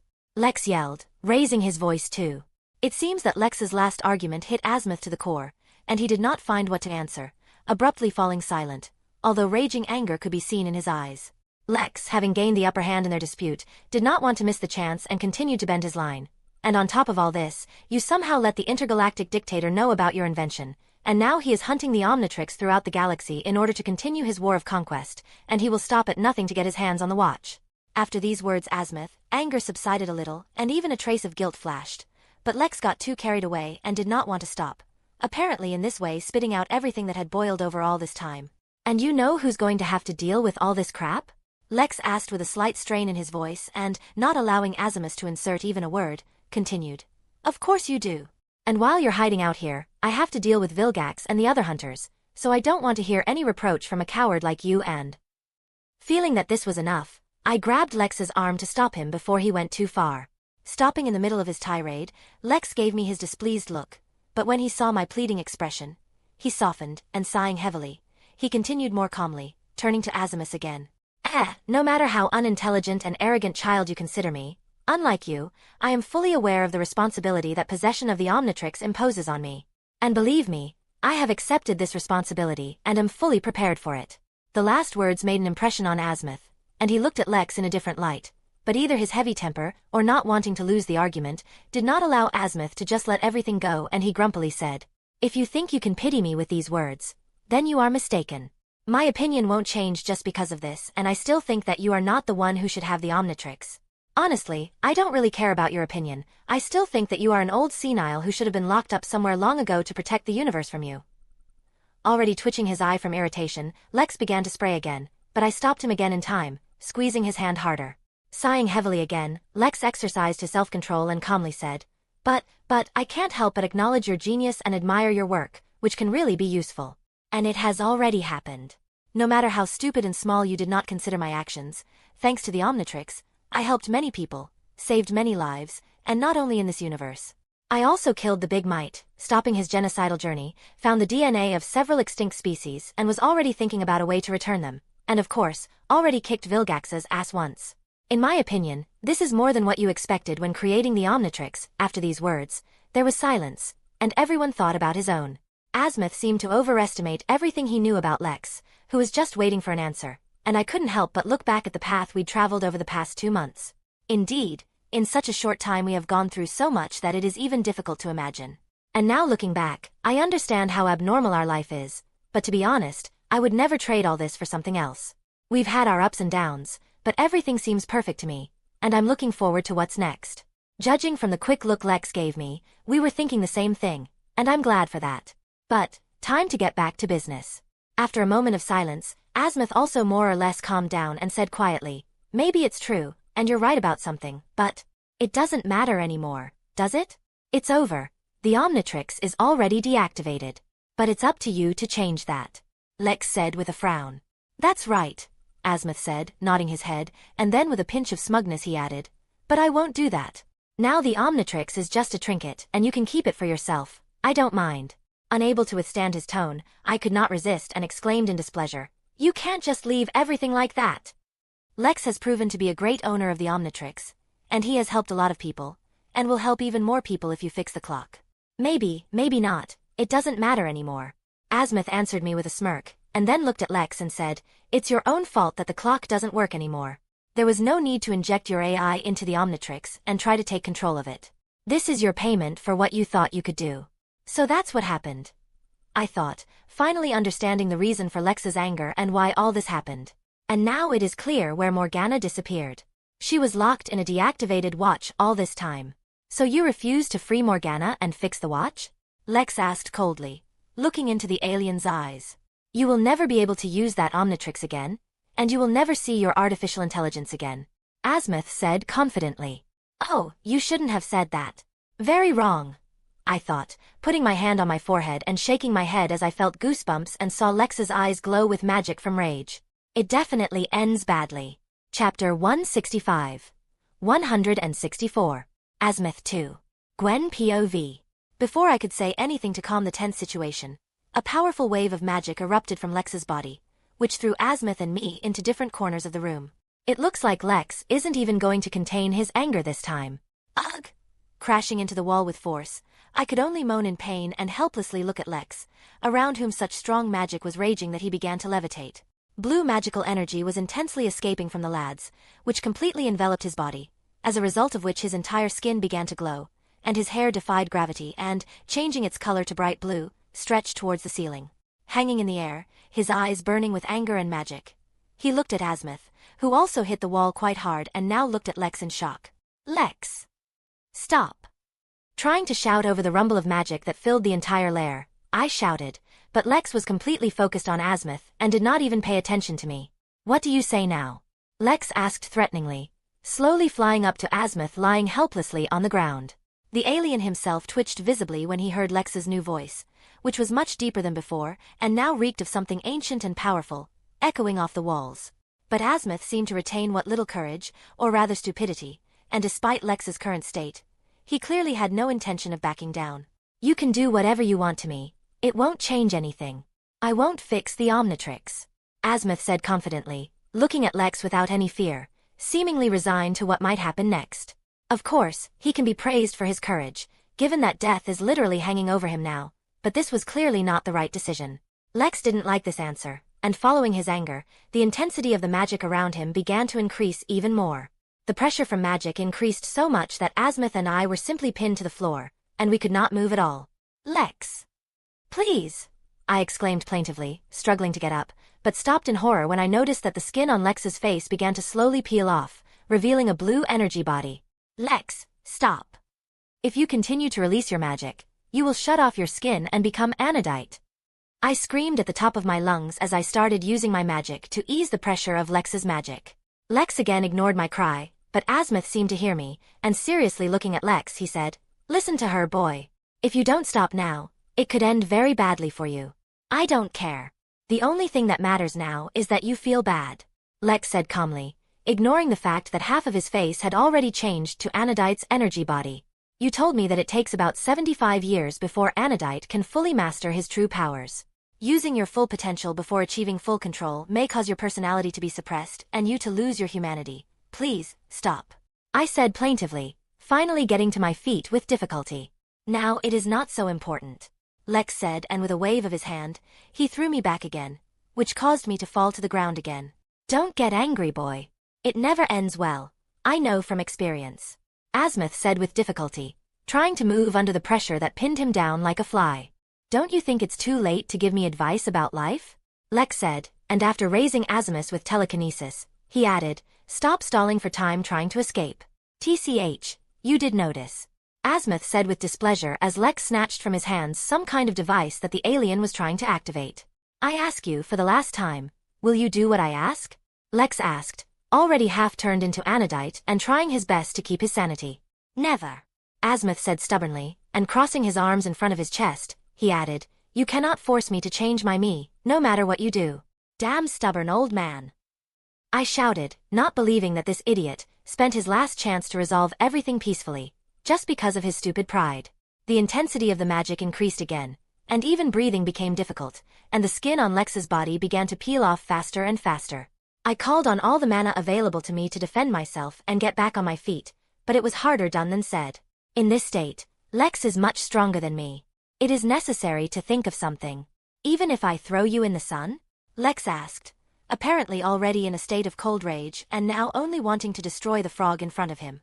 This option, Azmuth obviously didn't foresee, and his gray skin went one shade paler, but Lex didn't seem to notice and started suggesting other options while I started trying to cover my body with mana to try Lex's favorite trick. "Or should I throw you into a black hole?" "Not too easy, especially since there's a chance you'll survive somehow," Lex muttered thoughtfully, looming over Azmuth menacingly. "Although, I can always attack your planet to torment you," Lex said bloodthirsty, this time really frightening Azmuth. "Don't even dare," Azmuth protested furiously, still hanging in the air in front of Lex. "I didn't mean to. I'm not a psycho, some kind. The inhabitants of your planet are not to blame for the fact that they are your relatives," Lex said with a smirk and then added, "I'd rather give you to Vilgax. This guy will disembowel you to get information about the creation of the Omnitrix." "You wouldn't dare. You know as well as do what will happen if Vilgax can replicate the Omnitrix," Azmuth shouted. "Well then, you should be as unshakable as you are now and die with dignity after all the torture." Clearly enjoying Azmuth's horror, Lex said. "Lex, please," I said softly. "Okay, these are all jokes. I know what to do with you. Since you don't want Morgana back to me, I'll take your most precious possession, Azmuth. Your vaunted intellect," Lex said and began to create a complex magic spell. What are you doing?"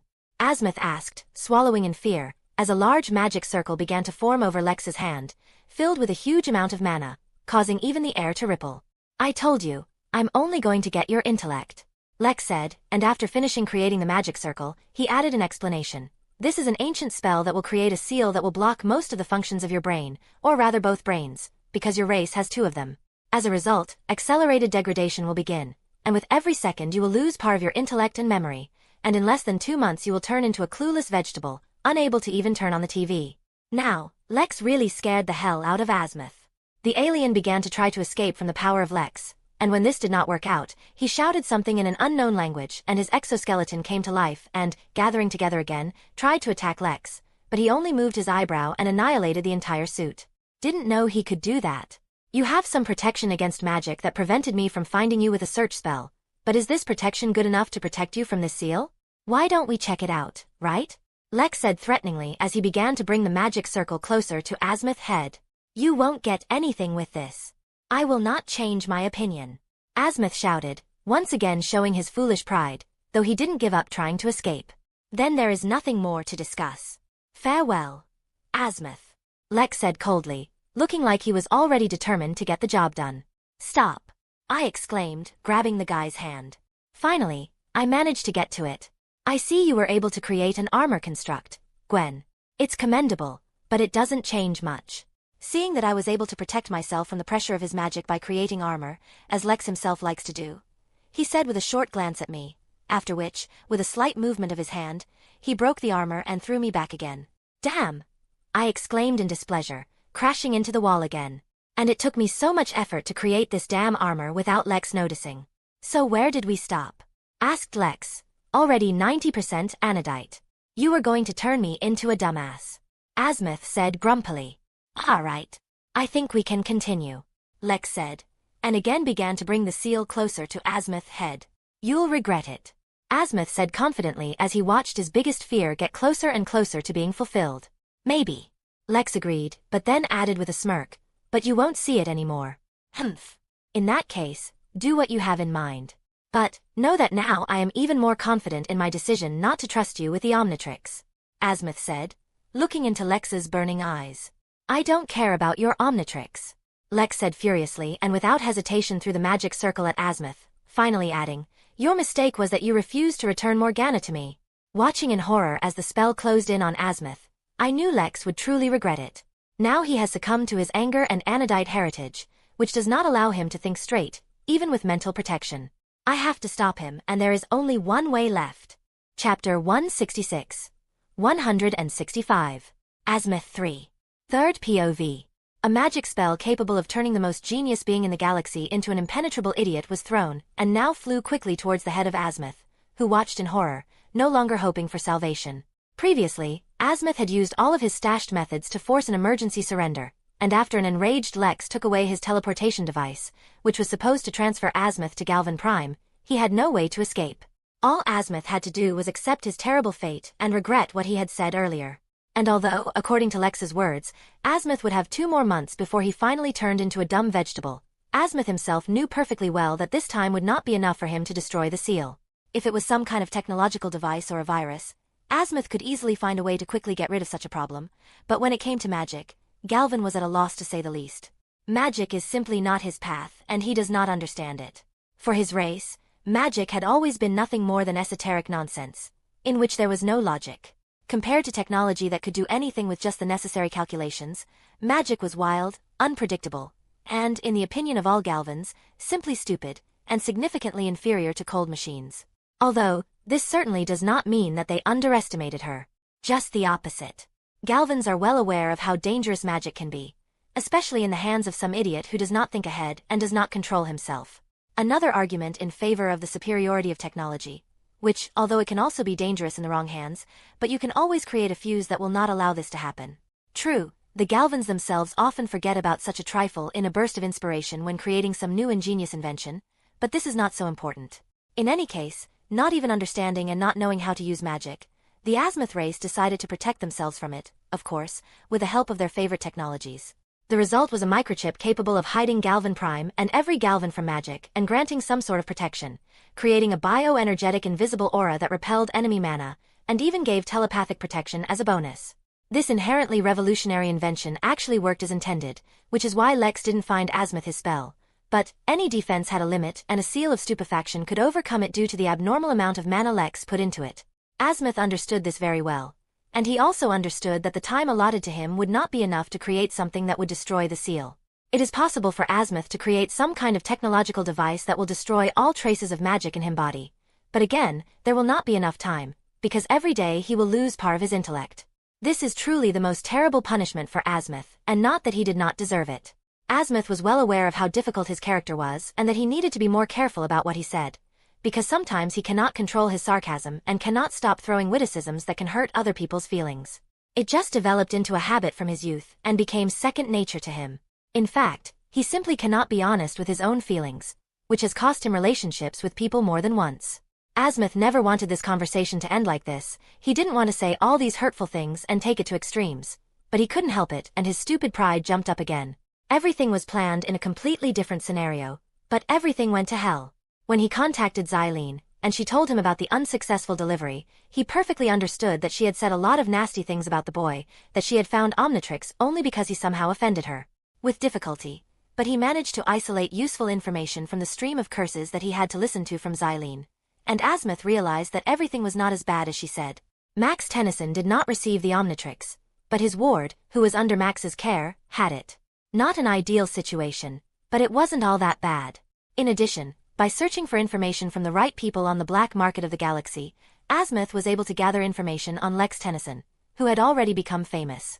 After fighting off professional bounty hunters, rescuing many captive gladiators and destroying the arena where they fought for the amusement of the public, and almost killed Vilgax, the new owner of the Omnitrix has become known among some of the aliens. Azmuth was able to make a psychoportrait without any problems, which helped him understand who Lex Tennyson was. And to be honest, he liked what he learned. Yes, Lex was young, but he had already proven himself to be a responsible and skilled warrior, moreover, smart enough for an Earthling. And the fact that an experienced plumber like Max was nearby greatly reduced Azmuth's anxiety. He was already thinking about how he would meet with them, and although he was not going to be friendly with the boy, presenting him everything on a silver platter, revealing all the secrets of the watch, but after he would prove that he was worthy, Azmuth would not mind trust him with the Omnitrix. But then he got a signal that someone was trying to hack into the Omnitrix security system and override the main functions by removing the Omnitrix AI, replacing it with your own. Azmuth will never admit how much effort it took him to prevent this. If he hadn't been able to connect to the watch's security systems in time and take control of the defenses on his own, then the invader might have succeeded. He was one step away from losing, and only the last trap he managed to create helped him lock down the enemy AI, although at the cost of destroying the Omnitrix AI. Words cannot express how angry Azmuth was at that moment. But he also could not appreciate the genius of the created AI.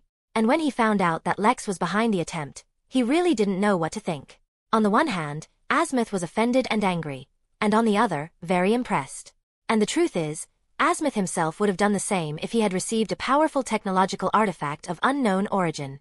Speaking frankly, what Azmuth knew about Lex sounded much like the Galvan himself in his youth. Many features were inherent in himself, except that Lex was higher. Although he has a human, not a frog-like alien, but it doesn't matter. And Azmuth did not like that they were so alike. He was well aware of his shortcomings and did not want such a promising young man to make the same mistakes. And Azmuth really wanted to prevent it. After protecting the Omnitrix, Azmuth deliberately deactivated it, as he knew Lex would find it to fix it. All that remained was to wait. At the same time, it was a good test for the boy, because this way he could show what he was worth without the Omnitrix. Azmuth knew full well that the watch would be scanned and would have a DNA trail on it that would lead it to his former assistant Myax, who foolishly removed Azimuth's DNA and replaced it with her own.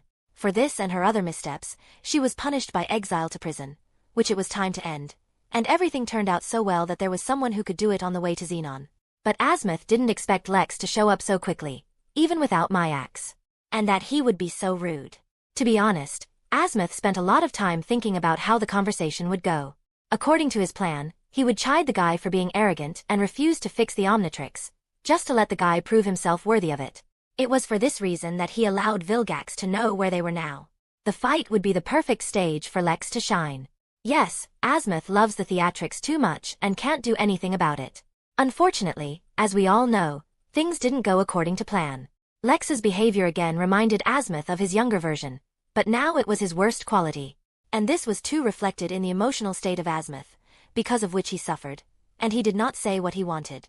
At some point, he began to see only the worst qualities, completely forgetting about his plans to help the teenager not become what Azmuth himself was before he matured to see the consequences of his arrogant actions.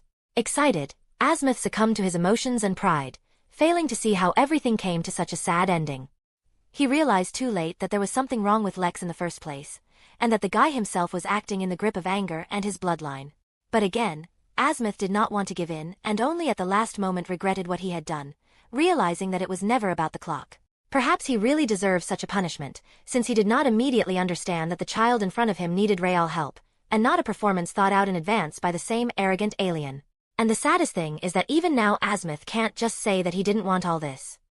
I'm already so old, but I still won't grow up. Zenith was right. At the very least, this will help calm the boy's anger and save him from self-destruction.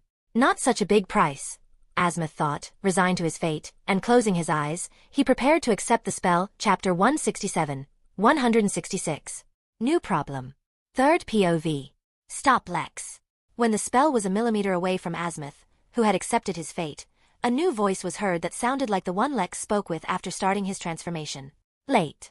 With a bloodthirsty smile, Lex replied, not even turning to the owner of the voice, when the spell overtook Azmuth and he limply fell to the ground, holding his head, from the obvious pain that he experienced from the literal burning of the seal on his brain. "What have you done?" said the owner of the voice, who was late and did not have time to stop the spell, now hovering over the body of Azmuth, who gritted his teeth in pain. "Punished an arrogant asshole who can't even listen when asked for help," Lex said dismissively, and then looking at his interlocutor he said, "You better worry about what you have done, Gwen." "I just did the same as you," replied Gwen, who out of desperation completely shed her skin and turned into a full-fledged anodite composed of dark purple mana. "It was stupid," said Lex calmly, who, unlike the girl, retained some skin on his legs. "What was I to do?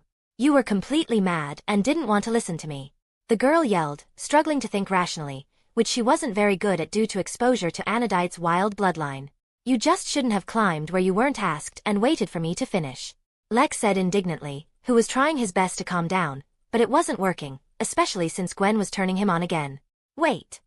Do you even understand what you've been doing? From the outside, you looked like a psychopath who mocked an innocent alien. I tried to stop you, but you just dismissed me several times, and in the end, I just had no choice. Only by shedding my skin could I stop you, although it's too late," Gwen said emotionally, causing magic to thicken around her and her luminous hair to move like snakes. "Innocent alien? Do not joke so. He may look harmless, but this old man is one of the most dangerous creatures in the universe, who also irresponsibly creates the most dangerous things in the world. You know how much destruction is on his conscience, or how many innocents have suffered because of him.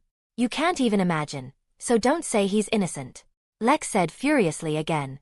"But this is not a reason to do this to him, especially since it was we who came to him for help," Gwen yelled, standing up abruptly. "From that stubborn bastard, we would never get help. It was initially a failed undertaking and only out of the slightest respect for him, I did not immediately dissect his memory with my telepathy to find out all the useful knowledge," Lex said aggressively, again releasing a powerful wave of magic. But, unlike in the past, this time, Gwen didn't care about Lex's magic, and she just released an equivalent wave of magic that neutralized Lex's magic. While it was not difficult for her because everything is magical, she is stronger than her boyfriend. But usually this is not visible due to Lex's control over his mana and its density, which in this form when he practically does not control himself, is reduced to nothing, and Gwen begins to dominate. "What you ended up doing is no better. Now Azmuth will never agree to help us, and the Omnitrix is now useless, and we won't even be able to help Tetrax." Gwen disagreed, hitting Lex with her hair in a fit of rage. "We'll see. When his allotted time comes to an end, Azmuth will completely despair and come running to ask for help, begging on his knees. It remains only to wait," Lex said confidently, ignoring the blow with hair. "And if not? What if Azmuth never learns his lesson and just out of stubbornness doesn't come to you? Or can't? Have you thought about it?" Gwen asked angrily as she approached Lex's face. "Then I'll think of another way," Lex assured him, though not even a child would have believed him. "Oh, and what is it? Can you fix the Omnitrix yourself? I can't believe it, since there was a problem with him, the first thing you did was run to Azmuth for help, even though it was initially your fault." Gwen screamed with emotion, without having time to comprehend what was said. Only when Gwen saw the look on Lex's face, it's just not clear how she could understand something from the face, which consisted entirely of mana. The girl realized that in this one she went too far and stabbed the guy in the heart. "My fault, right?" the guy asked quietly to himself, after which, looking at Azmuth still lying on the ground and at Gwen, he added, "Of course, this is my fault." "Lex," Gwen tried to say something to correct the situation, but she was interrupted by the sound of a bell, issued from Lex's miraculously survived pants, which, after he began to shed their skin, were torn and fell to the ground. Picking up his pants with telekinesis, Lex pulled out a phone that was ringing from his pocket, and pressing on the screen, he said, "What is it, Tetrax?" "As we thought, Vilgax is here. His robot army is entering the planet's atmosphere," Tetrax said quickly, not even paying attention to Lex's voice. "I will now," Lex said calmly, and turning off the call, he threw the phone aside, clearly intending to fly away, but Gwen stopped him by grabbing his hand. "Lex, stop. Don't act recklessly. You can't do it alone. Not in this condition," Gwen said pleadingly. "We'll talk later," Lex said coldly, tearing his hand away and emitting a wave of magic that finally destroyed the remnants of his human essence, in the form of skin on his legs, shot out of Azmuth, hied out like a bullet, simply breaking through the ceiling with his body. "Lex!" Gwen yelled, looking into the hole Lex had made, from which light was already visible. When Gwen was about to follow the guy, she stopped when she felt someone touch her leg and said quietly, "Wait, girl." Azmuth. Are you okay? Gwen exclaimed, lifting the alien's body. Then it's been better, but I'll live. Azmuth said with a little cough, still grimacing in pain. I'm sorry this all happened. Lex didn't want it, he just couldn't control himself, and... Gwen began to apologize quickly, but Azmuth stopped her by raising his three-fingered hand. Nothing, from snippets of your conversations. I understood the general situation. It's nobody's fault. We all blundered and didn't start the way we should have. Sincerely, Azmuth said. Yes, you are right. Everything went to hell from the very beginning, and it was too late to stop it. It just wasn't worth it to let Lex leave Earth while he was in this state from the start. Gwen said sadly. That AI was dear to him, wasn't it? Azmuth asked, looking away. Yes. And very. I think Morgana loved him and Lex loves her. Gwen said, not knowing what to think about it herself. And I said I would never give it back to him, right? Azmuth asked in annoyance, closing his eyes. Gwen decided not to answer anything, as she knew that the question was purely rhetorical and Azmuth was talking to himself, apparently actively considering the whole situation. Again I went too far with my games. Sighing heavily, Azmuth said quietly, and then deciding something for himself, opened his eyes and said to Gwen, we must stop him before it's too late. Don't worry, I may have said that Lex couldn't handle Vilgax, but that was just an attempt to dissuade him from acting hastily. In this state, he could easily crush Vilgax's army and himself without even breaking a sweat. Gwen said confidently. That's not the point. Vilgax is our lesser problem right now. Azmuth said, not a little surprising the girl. And then what? You two are Anodites, right? Azmuth asked to make sure, and receiving an affirmative nod from Gwen, he added, I don't know much about your race, but I have heard stories about male Anodites, who, besides, are as scarce as decent people in the universe. They also have a high chance of not living for many years. What? Why? Gwen asked quickly. Unlike female Anodites, for some reason, when in stressful situations, strong emotions take over them. As happened with your boyfriend, they begin to lose control of their magic. As a result, if this is not stopped in time, their magic completely uncontrollably bursts out, which leads to a terrible explosion, which, although it does not kill them, literally burns all the reserves of magic, leaving only a shell that would never be able to use magic again and would live no more than 10 or 20 years. Azmuth said darkly. This is terrible. We need to urgently stop Lex. Gwen said impatiently. What am I talking about all this time? Azmuth said irritably, unable to restrain himself, after which he added more calmly. I hoped that the boy would cool down after he put his seal on me, and after that, we would be able to talk like a human beings, but this is no longer an option. Moreover, what I have told is not the worst outcome of events. What could be worse? The Omnitrix is still on his arm. If the boy's body still makes an explosion, then a chain reaction will occur and the core of the Omnitrix will also explode, which will entail the destruction of half the universe. Azmuth said darkly. Then let's not waste any more time. We flew. Gwen said hastily, and grabbing Azmuth tighter, flew into the hole in the ceiling. I hope you managed to stop him and calm him down. And then your attempt was not very impressive. Azmuth said grumpily. I couldn't fake anything with myself. I've shed my skin too, and now I'm not quite sane. Stupid mental protection does not help. The girl said unhappily. It's not just a matter of the mental plane, your very body and soul influence you, and this is not easy to resist. Azmuth said with a sigh, to which Gwen remained silent because she doesn't understand much about this. Hey, about the seal. Gwen started, but Azmuth cut her off. Now it is not so important. Let's deal with the main problem first. Azmuth said calmly as he and Gwen just flew out of the hole and into the fresh air. Damn it, Gwen said involuntarily when she saw what is going on in the world right now. My garden, Azmuth said sadly, seeing that everything was on fire, and the giant robots of Vilgax were falling from the sky like meteorites. Looks like the apocalypse has come sooner than expected. Chapter 168. 167. Apocalypse. Third POV. After making a hole in the solid rock with his body, Lex flew out of the cylindrical rock that had been Azmuth's hideout for a long time. Looking up at the sky, he immediately saw hundreds, perhaps thousands of capsules that fell one after another from space, opening up in the air to reveal their true form and land on the surface of the planet, causing considerable destruction. They were Vilgax's attack robots, with a large body and 3 insectoid legs, just like the ones Lex encountered when he found the Omnitrix in early summer. The only difference was their size, because the robots that came to Xenon were huge, comparable to a 5-story building. And there were many of them, enough to wipe several cities into dust in a couple of minutes. It seems that this time Vilgax decided not to skimp and sent all his attacking power, not even bothering to send smaller drones, because he knows from the last meeting with Lex that they are all useless, but an army of giant robots can cause problems even to the owner of the Omnitrix. At the very least, this will seriously exhaust him and delay him until the main attacking force arrives. True, when he saw the army that Vilgax sent to his soul, Lex only smiled excitedly, not at all afraid of the number of enemies he would have to face, because he needed it so much right now. In his current state, Lex used all his mental strength not to break loose and start destroying everything that caught his eye in a fit of uncontrollable anger, so as not to harm his beloved. And here, Vilgax had given him such a wonderful gift. Hundreds and hundreds of punching bags that Lex would gladly destroy, indulging in his current destructive tendencies that had been building up since Morgana's imprisonment. Mindless destruction. This is exactly what Lex wanted so much now in order to blow off steam and clear his head. And I must say, the guy is not going to deny himself such pleasure. Without even bothering to look at Tetrax, who was still waiting at the entrance to the rock, in the company of the awakened Gluto, and anxiously looking at the arriving enemies, Lex raised his hand and fired a beam of magic that instantly destroyed a dozen drones closest to Tetrax. Even if Lex is not completely sane now, he still cares about his loved ones, especially those who do not make him angry. Waving his hand to the dumbfounded Petrosapian, Lex kicked off the air, and like a bullet flew forward, towards the enemies who had already managed to land on the planet. And despite the fact that the guy was 100 times smaller than the robots, one of his blows was enough to almost completely annihilate the robot, and this without the use of magic.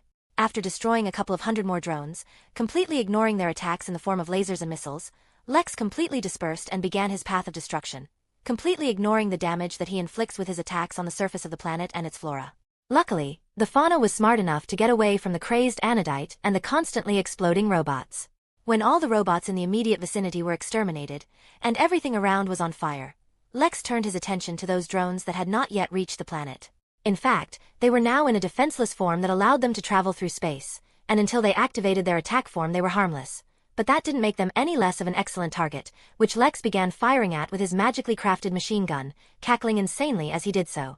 The spectacle, must say, was quite creepy and not much different from the apocalypse. Especially the entourage was added by fire, which had already consumed almost 1/5 of the planet and which Lex did not care at all, because in front of him he saw only robots, which he gladly destroyed, while more and more magic flowed around him, which was not a good sign. It was for this that Gwen and Azmuth, who got out of the rock, found him, which of course, they did not like at all. He was completely lost in his emotions and allowed them to take control of him. Little time left, it needs to be stopped immediately, Azmuth said hastily, leaving for later his worries about the destroyed garden, which he had been collecting for many years. And how do you suggest I do it? I had little chance to do this before, but now that it has completely dispersed, I won't even be able to get close to it, exclaimed Gwen, who was not a little frightened by the sight, and also by the usually reserved guy who was going crazy. It wasn't until she saw this that she realized just how much power Anodite had, and also how scary Lex could be if he wasn't worried about the damage he could do to his surroundings. A little more, and he will literally split the planet in two. And that's all, without the Omnitrix. For some reason, before Gwen did not understand how strong her boyfriend was, and even after all the adventures she had gone through, she did not see what Lex hides behind his harmless facade and how dangerous he can be. And now, to put it mildly, Gwen was scared. And the worst thing is that part of the blame lies with Gwen herself, because she brought Lex to such a condition, and now she needs to somehow stop him, and Azmuth is clearly not an assistant in this. How do I know? Just go and do your thing before he kills us all, shouted the Galvan sitting on the girl's shoulder. It's you, the smartest creature of 5 galaxies. Can't you think of anything? Gwen asked displeasedly, easily shielding herself from the robot that exploded nearby, which was shot down by Lex. I spent everything before when I tried to escape from him, but there is no time to create something new. What's more, whatever I do will only make him angrier. Besides, as soon as he sees me, I will most likely become his target, Azmuth said grumpily. It is truth too. Gwen couldn't disagree, knowing full well that the seal might soon become useless, because judging by the state of Lex, he would simply tear Azmuth to pieces as soon as he saw him. You are the only one who can bring him to his senses, and you know it, Azmuth said seriously, looking into the girl's glowing eyes. Ugh, okay. I will do it. Taking a deep breath, Gwen clenched her fists and said with determination, Don't worry, you are his close person, at least he won't have to kill you. The maximum will beat me to a pulp, then again continue the destruction of robots and the destruction of my planet, Azmuth said with a thumbs up. Haha, very funny. Without laughing, Gwen said with an icy face, then asked, Have you thought about becoming a comedian? Actually, I was quite popular once. I remember when depression hit me once again after I realized the meaninglessness of my life. I moved to a space station, where for 40 years, under a pseudonym, I performed on stage with jokes that I myself wrote. Azmuth suddenly said, "Truth? And how did it all end?" Gwen asked curiously. As a result, I accidentally offended someone with my joke, and I had to destroy several alien crime families and the station itself in order to get behind me. Azmuth said with nostalgia in his voice, and then flippantly added, "But it was in my favor anyway, because I was already tired of being a comedian, and I wanted to start inventing again." Lex was right. "You are indeed very dangerous," said Gwen, speechless. "I am 2,104 years old in earthly terms. It's a long time and you have to somehow have fun, and you can die of boredom." Azmuth shrugged. "Now I somehow better understand Lex and why he did this.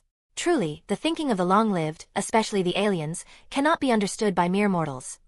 Gwen thought to herself, only now realizing that Azmuth really should not be compared with ordinary people and measure it by human values. "Well, that's it, stop wasting time. Go and do the deed. Save our damn lives," ordered Azmuth, who himself was to blame for the fact that he began to remember his past and waste precious time. But he couldn't admit it to a girl who was almost 132 times younger than him. After all, his authority will suffer. It was because of such thinking that all these problems began. Azmuth does not learn anything. Okay, I'll try my best," Gwen said with difficulty, restraining her irritation from the tone of the alien, and then added, "It can be dangerous, so stay with Tetrax. He will protect you." Without listening to Azmuth, who was clearly about to make fun again, the girl surrounded the alien with a sphere and sent the sphere itself to Tetrax, who did not budge. The sight before his eyes shocked him too much, and he didn't even think of finding a safer place. When the delivery was completed and Azmuth was literally in the hands of the Petrosapien, Gwen looked at the still raging Lex, who would soon run out of targets, and after praying for success, flew to meet him to prevent him from making another mistake. Chapter 169. 168. Love is a great power. Third POV. Gwen knew full well that in his current crazy state, Lex would never listen to her. What can say, if when he still had at least a little sanity? He simply brushed Gwen away like she was an annoying fly and did not listen to her arguments in any way. This time, counting on a different outcome would be the height of stupidity. It's not even a fact that he would have paid attention to the girl herself, because now he was too focused on destroying the incoming capsules in the most sophisticated ways, the number of which did not decrease, although it seemed much more. Vilgax decided not to be stingy this time. Knowing that her boyfriend now looks more like an angry bull, Gwen decided, figuratively speaking, to wave a red rag in front of his eyes, which will attract his attention, but also most likely anger him, which will lead to an unwanted battle, because just like that, the guy will not calm down. But there is no such choice, because, first of all, it is necessary that Lex's attention is switched to Gwen and he forgets about drones, which are not the biggest problem now. In the current situation, Gwen will not be able to calm the guy using brute force, because even despite the greater amount of mana at the girl's disposal, this will not help her in the face of the natural disaster that Lex has become.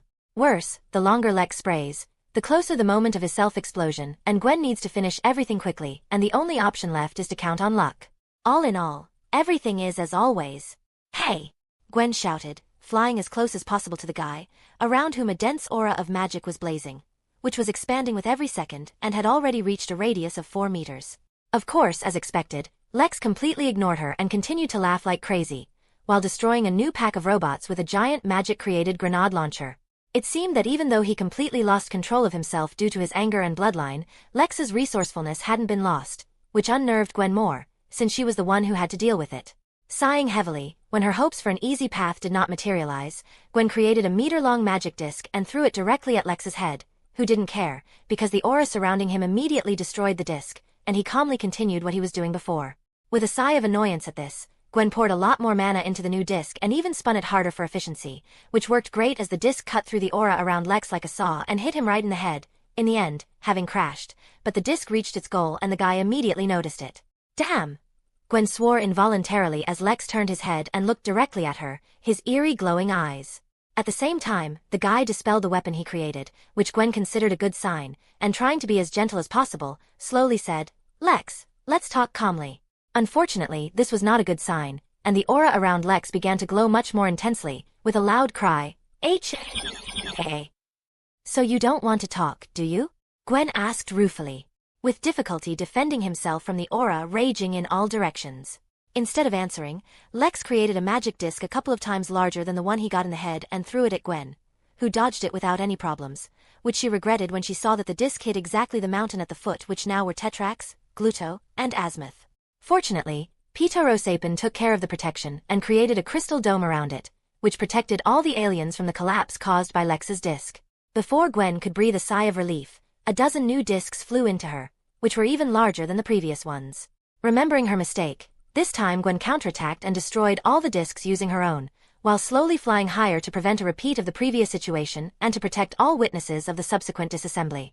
Lex followed Gwen and continued to attack her more and more fiercely, because of which Gwen no longer had time to counterattack, and she had to dodge and fly away from Lex, which eventually led to a kind of race in the upper atmosphere. But along the way, several more robots were destroyed, which seemed to have finally dried up, but this did not make the load on Gwen less, and it became more and more difficult for her to avoid Lex's attacks because he dispersed again, and now his goal is Gwen, which he wanted to shoot down. For driven by animal instincts guy, it became a game he wanted to win at all costs, and soon he was again using different weapons, which, flying at maximum speed, became increasingly difficult for Gwen to dodge. As a result, she had to switch to protective constructs, which did not help much, and collapsed after a couple of hits, but that was all that saved her.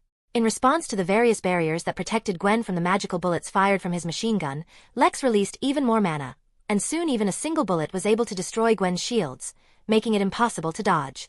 As a result, this led to the fact that the girl was nevertheless hit, because of which her flight course went astray, and she flew into a rock at great speed, which could not withstand such bullying, and fell right on the girl. Gwen, made up of mana, did not care about such damage, but this led to the fact that she did not have time to get out of the rubble, and Lex caught up with her.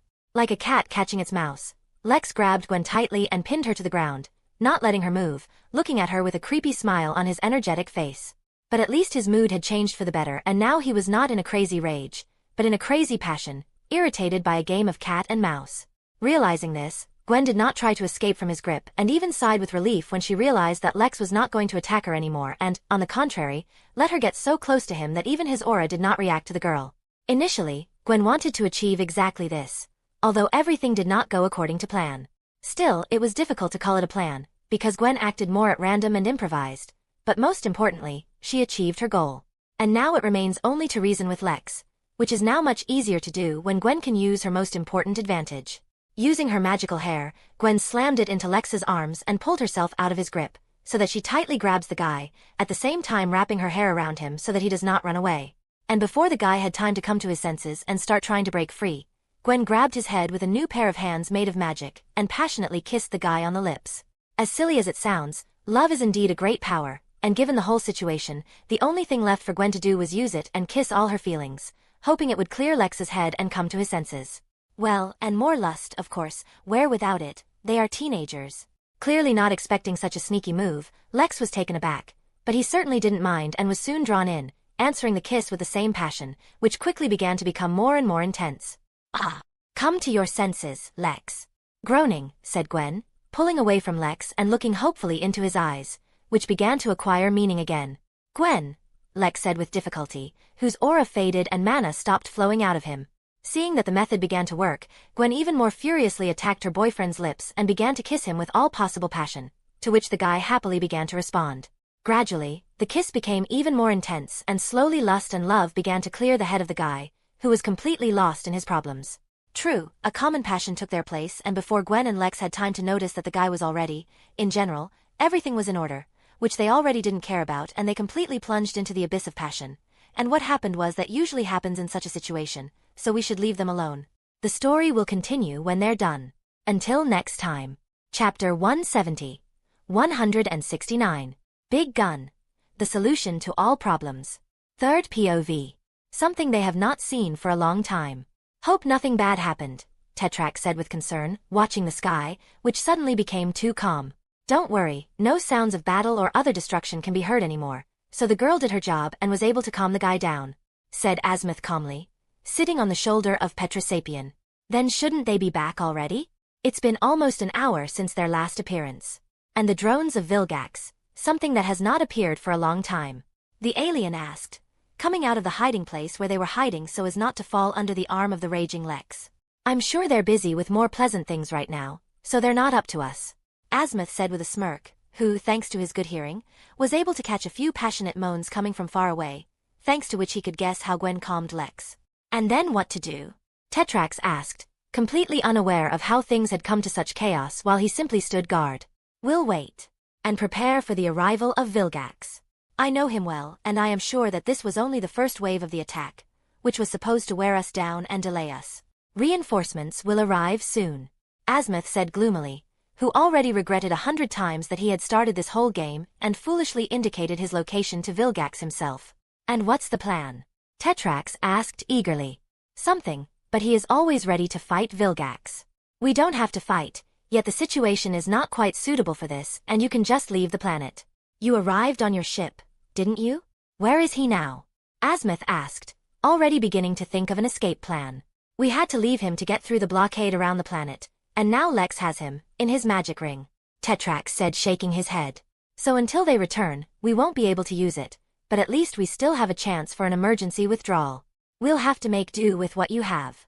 Azmuth said thoughtfully, looking at the remnants of Vilgax's drones, which, after meeting with Lex, were lying around almost the entire territory of the planet. Luckily, a few of the drones got lucky and only received a light hit, allowing them to practically survive aside from a heavy hit to the ground, which put them out of action, but it's still better than nothing. One of these robots was immediately noticed by Azmuth, and quickly deciding what to do next, he said to Tetrax, "Take me to that robot that is stuck in the rock. He might come in handy." "Okay, just hold on tight.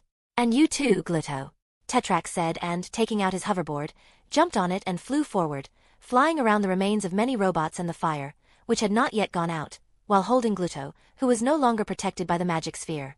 After a couple of minutes of flight, all 3 aliens reached the desired rock, and when Tetrax secured the territory with his crystals, Azmuth jumped off his shoulder and began to examine the robot, having already figured out what to do with it so that it would become useful when enemies soon appeared.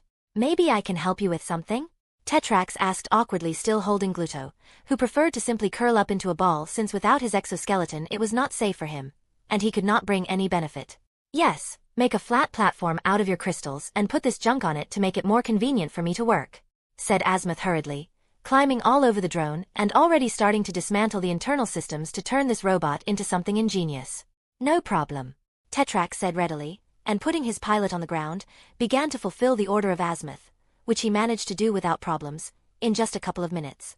When the comfortable workspace was ready, Azmuth began to disassemble the head of the robot to reprogram it and make new adjustments. But feeling the gaze, he looked at the idle-standing Tetrax, who simply did not know how else to help, and grumpily said, "If you want to be useful, return to my laboratory and bring here everything you can. Any materials will be useful to me."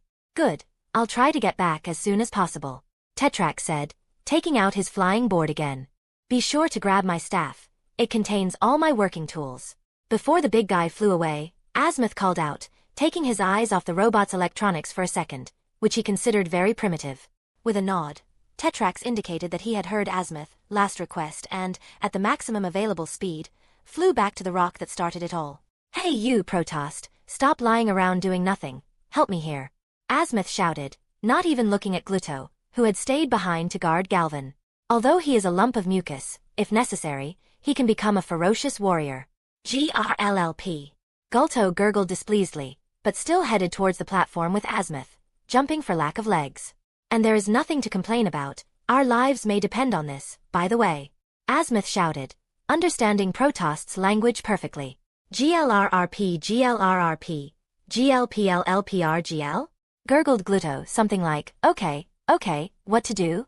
"Climb inside the robot, open all the protective panels, and tear them out, they only get in the way," Azmuth ordered. Gluto shook his body, which was the equivalent of nodding his head and lunging at the robot, which was still in the state of a closed capsule for interstellar travel, apart from some areas that Azmuth was able to open and soak in through the slits of the skin. Once inside and penetrating everywhere, like a true slime, Gluto made an effort and expanded, thereby opening the robot, at the same time tearing off the panels that interfered with Azmuth. "Okay, you step aside and don't get in the way," said Azmuth, getting back to work. Glup. Gathering into a single piece again, Gluto cursed like an experienced sailor and jumped away from Azmuth, who pissed him off. Azmuth paid no attention to this and plunged headlong into the robot's processing, which caused silence for the next 20 minutes, which was interrupted by the appearance of Tetrax, who created a road of crystals along which he dragged Azmuth's equipment. "I collected everything I could and everything that somehow survived," Tetrax said, pointing behind him at the pile of junk he was pushing forward, creating crystals behind him. "The main thing is that the staff is intact.